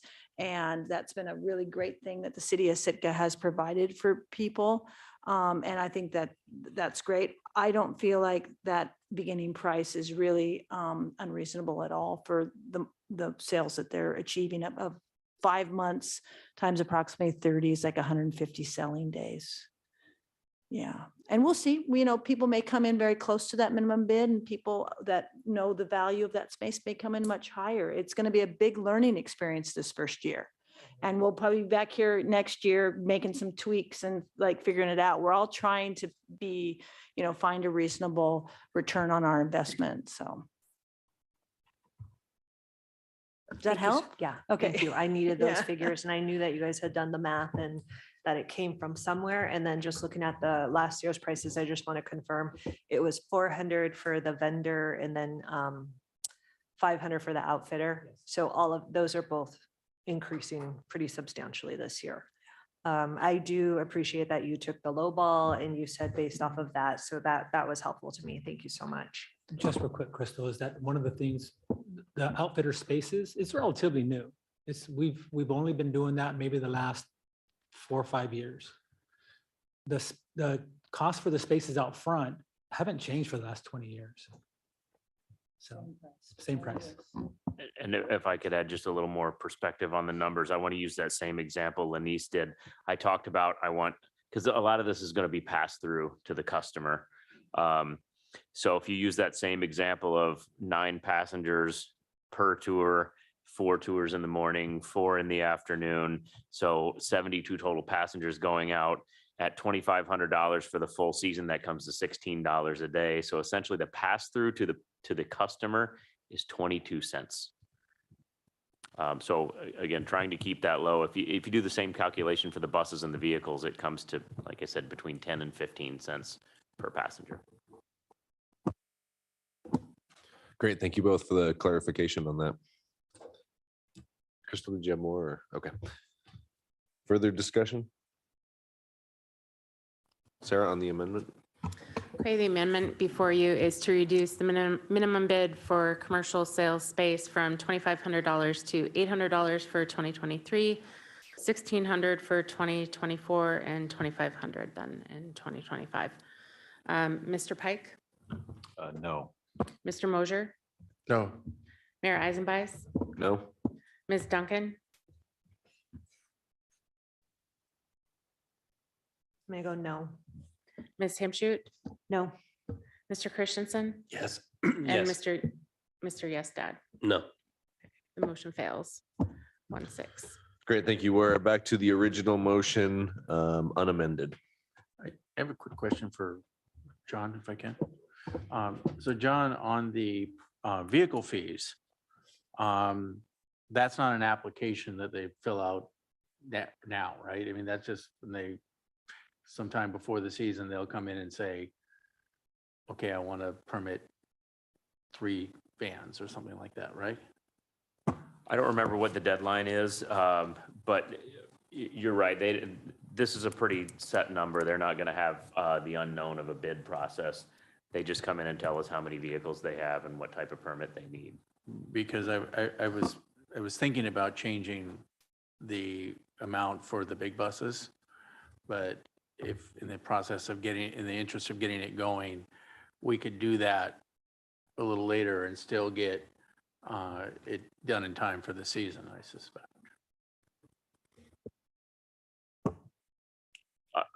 I think that's the case. I would add, just for consideration, when the subsidy ended with the end of the contract with, I think it was Alaska Coach that we had the contract with on the passenger fee, and when that went away at the end of the calendar year, and I did receive some phone calls from one of the cruise agencies that had hoped they had more notice on that because they did not plan that into their operations for the year. So it did cause them to lose a substantial amount of money because they didn't charge that pass through by that subsidy going away. That would be one consideration, is giving them that advance notice so the cruise lines and the transportation provider can plan on adding that on as a pass through fee. That, please. Brian, please. The code does not specify when these permit applications are to be put in. That's another discretionary function of the HH manager as approved by the municipal administrator. One last question for you, Brian. If we change the electric subsidy or whatever,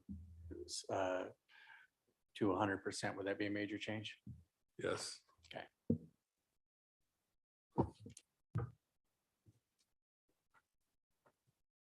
Further discussion on the motion? Sarah? Okay, on the motion to approve ordinance 2022-30 on first reading, Ms. Himshoot, Yes. Mr. Yestad, Yes. Ms. Duncan, Yes. Mr. Mosier, Yes. Mayor Eisenbeiß, Yes. Mr. Pike, Yes. and Mr. Christensen. Yes. Yes. The motion passes 7-0 on first reading, and that's item E. Thank you, Assembly, for a robust conversation and discussion on what is inevitably a important issue. Let's take a brief break and then we'll come back for our last 2 business items.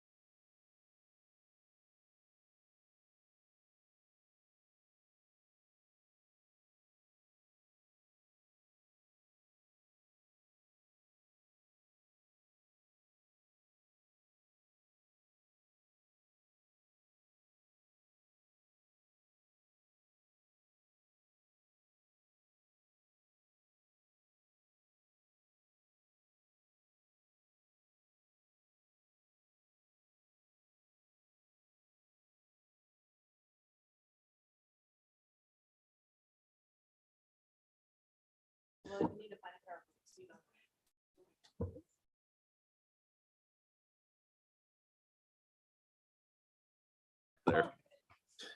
All right, well, the assembly is seated. A couple more business items in front of us before we adjourn for the evening. Item F is a discussion direction decision on sending the municipal administrator and the mayor to Sea Trade Cruise Global event in Fort Lauderdale, Florida, over the week of March 27th to the 30th. This is something that we've done in the past. It does have to come forward for assembly consideration before the assembly does send anybody. There is a recommendation to send the municipal administrator and the mayor. However, that can be modified at the assembly's will, as has been done in the past as well. So John has a few things on this. I included a memo, and then both of us are here to answer questions on the purpose or the goals of the trip or whatever, if the assembly has. John? Thank you, Mayor. In the past, and I think you will see in the memo, but the history was to market Sitka for tourism. And there is still going to be some of that with our visitor services and our marketing for both conferences and tours. And that's what Visit Sitka and the Chamber is there participating in this as well.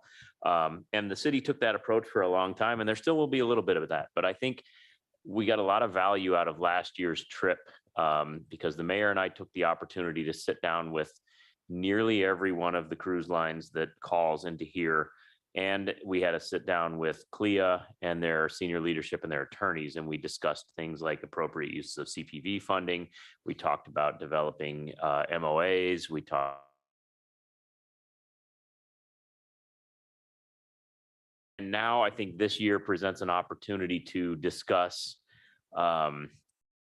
maintaining the character of Sitka. I mean, yes, we still are marketing a little bit, but we've heard loud and clear that holding on to the character of this town is very, very important, and we don't want the town to be run over with tourists and the cruise industry. So the best way to do that is with those face-to-face conversations and let the industry know that we can be partners and we can make this work for both parties. So that will be the focus of my conversations and meetings while I'm there during this visit. I would definitely agree with that. The focus has shifted from marketing to more of a negotiation type stance while we're there. We had a meeting with our local CLIA representatives, and I actually asked the question if they saw any value in sending us, because we kind of got that part out of the way. We're very successful in the cruise industry right now. And they suggested that it was still important to get face-to-face time with the executives from the companies, and they offered to set up any of the meetings that we would want to have. So we'll go out with a strong portfolio of meetings before we even leave Sitka, in order to preserve what Sitka is to Sitkans. And I think at least the CLIA representatives are well aware of my stance on that, and I know that they've been helping us out in that. So any questions from assembly members? Any discussion on Rebecca? Right, thanks. Last year you guys stopped in DC. Was that not valuable, or is there, like, why is that not included on this year? Last year, it was simply due to the timing of Sea Trade. And if we were going to the East Coast, I was going to try to get as much as I could out of it. And it was one of those, I usually get the congressional calendar every year so I can see when both the House and the Senate are in session, and we're actually going to have representatives there. They changed the dates for Sea Trade by about a month this year, and I don't have that calendar yet, so I wasn't able to pool those trips together. However, both of those trips are in the budget, and if I get that calendar and it's going to work out, we may modify the trip to try to take advantage of both opportunities again. I appreciate that. And then the Visitor Enhancement Fund, where do those funds come from? Tell me if I'm wrong, but the Visitor Enhancement Fund is coming from our bed tax. Okay, and so we don't have enough quite to cover this trip. Do we need to be changing the amount designated for travel, and is that something the assembly does, or is that what you do in your budget? Again, just, you can correct me if I'm wrong, but it is in the budget for $5,000. When I say it exceeded budget, it's just simply because the travel costs went up. Airfare is more expensive, hotels are more expensive. And I still need to talk to Rachel about any of the group rates or the hotel incentives that may come with group reservations. I simply did the travel estimates based off of the GSA rates for per diem and flights and all the stuff that goes into a normal travel request. But an overrun of approximately $500 is not going to kill the fund, but we still do need to make the fund right for the accounting purposes. Yeah, I guess I was just looking down the road and it's not going to get cheaper. So, okay, thank you. Chris and then Kevin and then Tor. So it's coming out of the Visitor Enhancement Fund, but this is kind of more of a cruise ship event. Why are we not able to take it out of the head tax?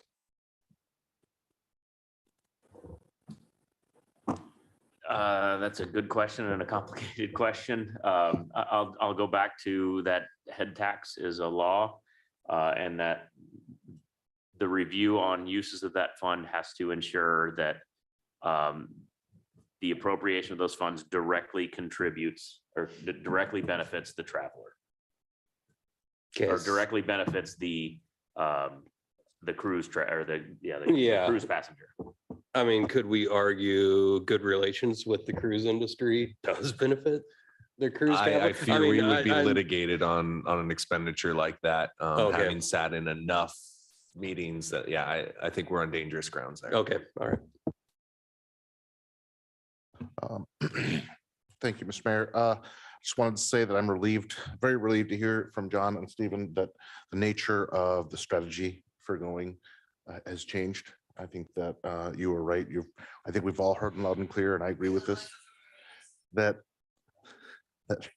I'm sorry, I lost my train of thought. It's okay. I think we've all heard loud and clear that, and I agree with this, that we don't want the character of Sitka to change. I don't. We want to encourage in tourism. We want to hear, but we don't want it to basically run us over. And I've always felt that a face-to-face conversation with these people, these organizations, is always much better than kind of punitive measures, which some people would like, because this is just kind of a fact that to destroy. I'm sorry, it takes years of hard work to build economic activity and support that, and that has happened because our numbers were down for quite a long time, and has taken on countless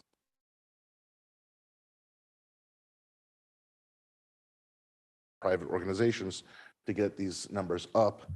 So it's really easy to destroy that relationship if we went the route of some sort of limits or punitive measures. I mean, if it ever got to the point where we had to, we have to do what we have to do.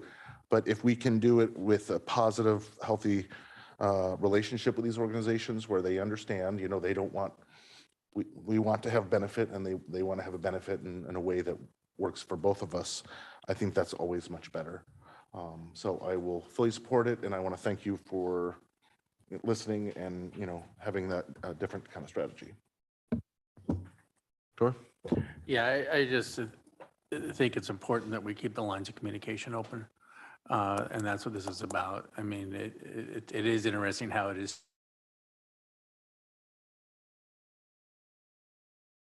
able to talk to people. And I know that we're talking to reps, but that's not the same when you can get in the room with VPs and presidents. So I would support this, and, maybe hopefully the DC trip could be folded into it, in which case then we're not over budget, because it'll be, but we've got to keep the lines of communication open with the cruise ship industry, because our avenues for control might be too much for us, but for managing the number of people, we don't have very many legal ones, but we have plenty of, communication and agreement avenues.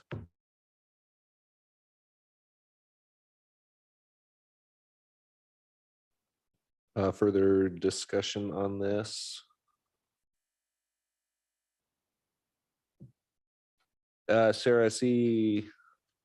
I we don't actually have a motion. It was just a discussion direction item. So Is general consensus yes, sufficient on this yes, item? yes. Because I Yep. know we do have to just bring it forward for the approval of the names essentially, as it is budgeted. So general consensus is okay? Yes. Okay, I just want to, I haven't heard anyone opposed to the names or that are being sent. If there's anyone who'd like to speak against that, would love to hear it.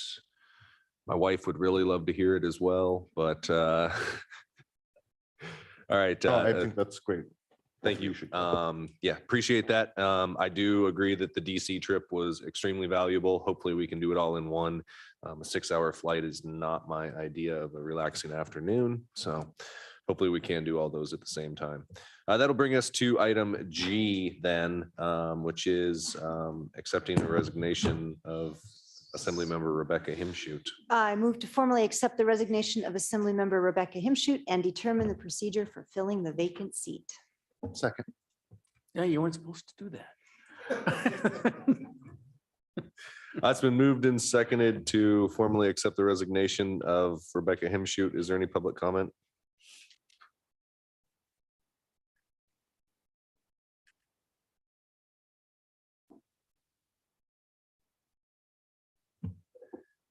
The motion was made, this is Richard Ween. The motion was made with such enthusiasm.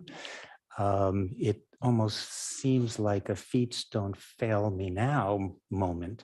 But I hope that you will have fond memories of your times on the assembly. And I just wanted to wish you congratulations. And Juneau has, you know, Fred Myers, and we hope is part of your new thing that you'll take orders to bring back when you come back to Sitka. Anyway, thank you very much, as they say, for your service. And you waited to turn those on at this moment. Can we have the lights lowered here for full effect? Thank you. Is there any other public comment on accepting the resignation of Rebecca Himshoot? Assembly discussion? I'll just say, I didn't really know Rebecca when she got on, but I've obviously worked with her a lot, and I've gained a tremendous amount of respect and learned from you too. And I just want to thank you for your time on here.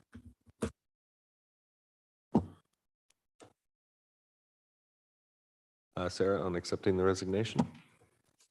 Okay, on the motion to accept the resignation, Mr. Mosier, Yes. Mayor Eisenbeit, Yes. Mr. Pike, Yes. Mr. Yestad, Yes.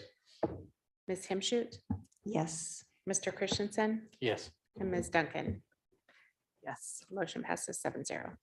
The second part of tonight's process, we do now have to go through a process of filling a vacant assembly seat.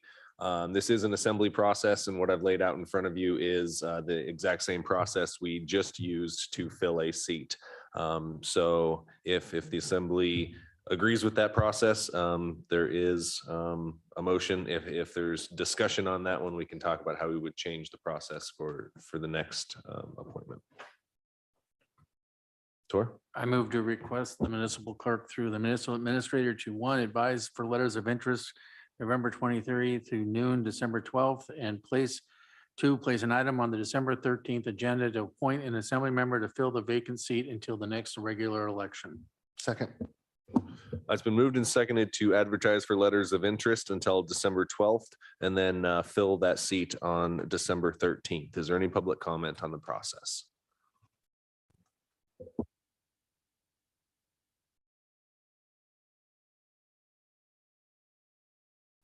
Richard Ween. The Assembly is a governing body of the city of Sitka and Borough of Sitka, and that it may do in this particular matter as it will. Last process was very interesting, and I always find these things fun.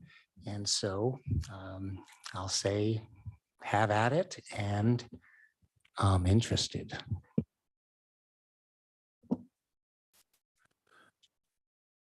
Is there anyone else on the procedures for filling the seat? Assembly deliberation? Sarah? Okay, on the motion to request the municipal clerk to advertise for letters of interest and then place an item on the December 13th agenda to appoint an assembly member to fill the vacant seat until the next regular election. Ms. Duncan? Yes. Mayor Eisenbeiß? Yes. Mr. Christensen? Yes. Ms. Himshoot? Yes. Mr. Pike? Yes. Mr. Yestad? Yes. And Mr. Mosher? Yes. Okay, the motion passes 7-0. Thank you. That would bring us to persons to be heard. This is public participation for any item on or off tonight's agenda, not to exceed 3 minutes for any individual.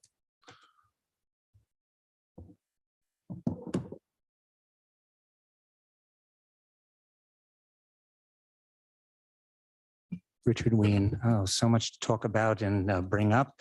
As far as the cruise line industry goes, you know that in every other city that's been around, they've been very predatory over time. What you see is more and more businesses that are owned by cruise line or subsidized by cruise line.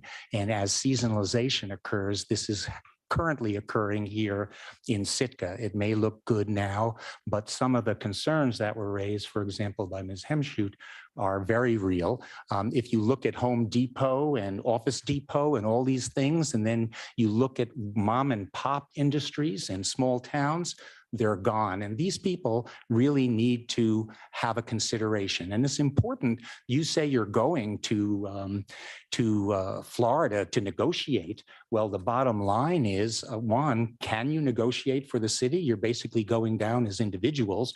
I think it would behoove the assembly to write up a list of what they thought negotiating points were. And they have the money and they're going to have the hospitality suite, which sounds okay to me. The most important thing about going down to the Sea Cruise Festival is that we get a good comprehensive report when you return. I think that's worth the price of admission. And over the years, it's been fairly sketchy as to getting reports back. Last year, by the way, was a very active orthopedic year. Just because nobody came to a meeting and said, well, we didn't, fracture our skull. It's not true. It's easy to find out. The city has access to EMS ortho runs, as well as Search could be a willing partner to give us an idea of what winter really means here. And it's not necessarily snow, it's also ice. And that becomes another basic issue. I have all kinds of little asterisks here. By the way, the 2016 data was for airplane use. Has nothing to do with design that I was talking about. Is they built it according to what their anticipation was for airplanes. By the way, I'm just going to end it here. There is, one other thing, I have 30 seconds.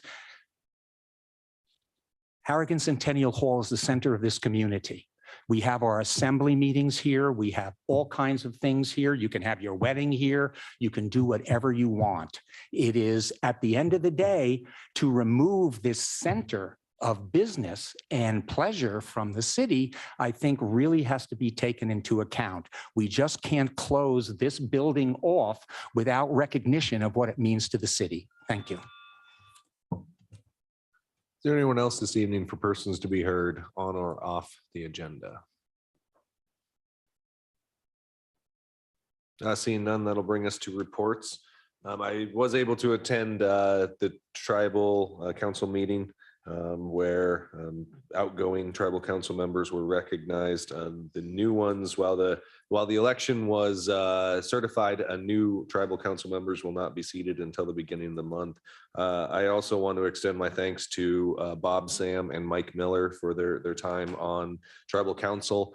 And I hope that someone is able to take the time with Bob Sam before it's too late to sit down and write an encyclopedia of his knowledge. The man holds more knowledge in his head than I could ever dream to know about Sitka, and all of it's quite fascinating. So thank both of those individuals for their time on council. John? I'm taking a few days off this week. I'll be off tomorrow and I'll be off Friday. I don't have anybody filling in for me since I'm staying local and still available on the phone. If you contact the phone, I'll have all the calls forwarded to Sarah. Thank you.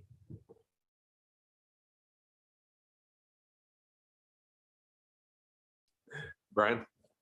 I'm taking Friday off. And then on December 4th, I'll be in Anchorage for the Alaska Municipal Attorneys Association, which gets over on Tuesday. I'll fly back on Wednesday. I'm headed then on some personal leave until the following Wednesday. Be back in the office in the afternoon of the 14th of December. Thank you. Liaison representatives. Kevin? Thank you, Mr. Mayor. Just last week, I attended as liaison the first Sustainability Commission meeting. Went very well. They voted on a chair, vice chair and secretary. Chair is Katie Riley, vice chair is Angela Bowers, and secretary is Carol Voisin. They discussed at length logistics and the flow of how commission meetings will be run. Also, they approved the bylaws for the commission. And they discussed kind of planning for the vision and goals, etc. I'll keep the assembly updated as we have more meetings. Tor? Yeah, so there was a investment committee meeting and those are a few months apart, but a couple of things to bring out of that. First of all, we got the quarterly report from our investment advisors or management firm. And while the permanent fund and our other funds have taken a hit like everybody else, the consensus was that it could have been a lot worse because of the diversification we've got.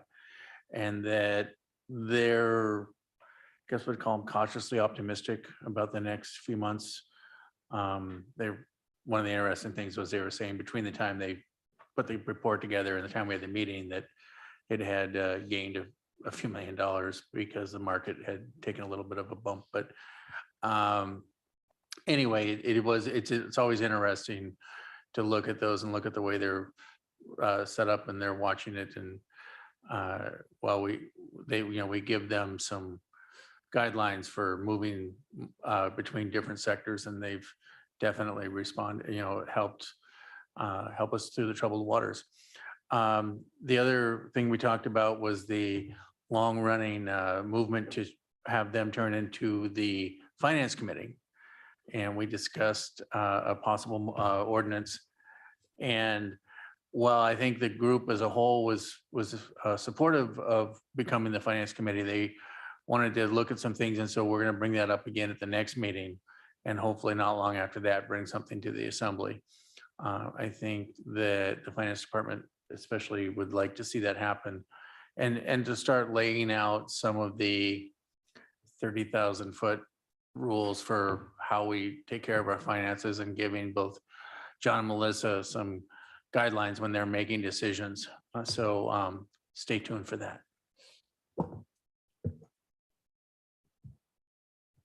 Rebecca? I attended the Police and Fire Commission meeting and there was discussion about not just the fact that American Street was made one way, but about the process by which that happened. And so I think the municipal engineer will give more information to police and fire and there's I guess a pathway forward for them to consider. I think it's still under consideration whether that stays in one way or changes back and forth or whatever. So I think there's more to come on that.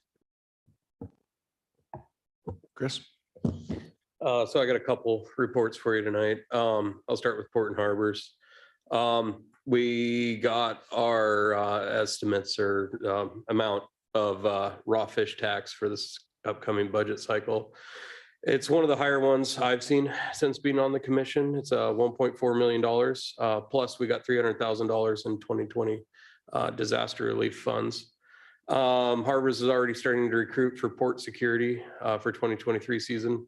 It's always been a problem with Harbors is finding security, and usually it's Stan and JJ that end up doing it, which takes them off their normal duties. And on that subject, JJ submitted his letter of resignation And he'll be done with harbors in March or April. It's going to be a big loss for harbors. He was our assistant harbor master and did a great job.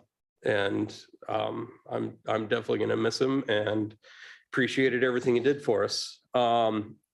We talked about wharfage fees, and we passed a $4 wharfage fee per person for any ships coming to the seawall.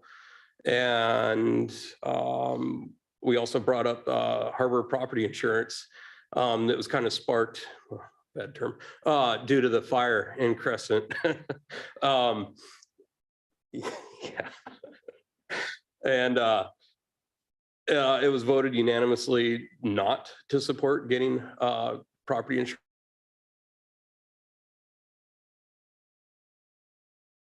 $40,000 a year with $100,000 deductible, and that's basically what we're paying to replace these floats over here. And that would have been our first claim in the harbor's history. So basically, not worth getting the property insurance for the harbors. My next report is for the GPIP meeting that we had yesterday, and we rolled out the project charter for the haul out. The charter passed unanimously. The next step in the project for the haul out is to put out an RFP to find a project manager who will oversee the entire project. And once that is done, we haven't quite decided how we're going to do this. If it's just going to be a normal meeting or a work session, where we're going to try to get a lot of public input on exactly what the public wants to see for this haul out, whether it's 150-ton lift, 100-ton lift, 500-ton lift, and kind of give a wish list for what the public wants to see in this. So as of right now, I think it'll still be one meeting a month, but once we get the project manager in place, I have a feeling we're going to be doing probably 2 meetings a month. And there was a time frame in the charter, and what was it? Completion 2025, operation 2025. It's an operational in early 2025. Yeah. And let's see, then we talked about changing some of the port tariffs.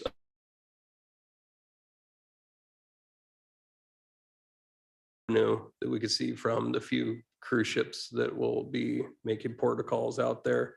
And we passed the 2024 budget. So that's it. Other liaison reports? Sarah? All right, our December meetings will be December 13th and December 27th. I encourage you all to wear a holiday sweater or ugly sweater or whatever on December 13th meeting. We have vacancies on our boards and commissions. Those are the Animal Hearing Board, Health Needs and Human Services Commission, Library Commission, Parks and Rec Committee, Port and Harbors Commission, and the Tree and Landscape Committee. So if folks are interested, come see me. Thank you. Any other reports this evening? Seeing none, that would bring us to adjournment. Motion to adjourn. All those in favor say aye. Any opposed? Thank you for your time this evening. We are adjourned.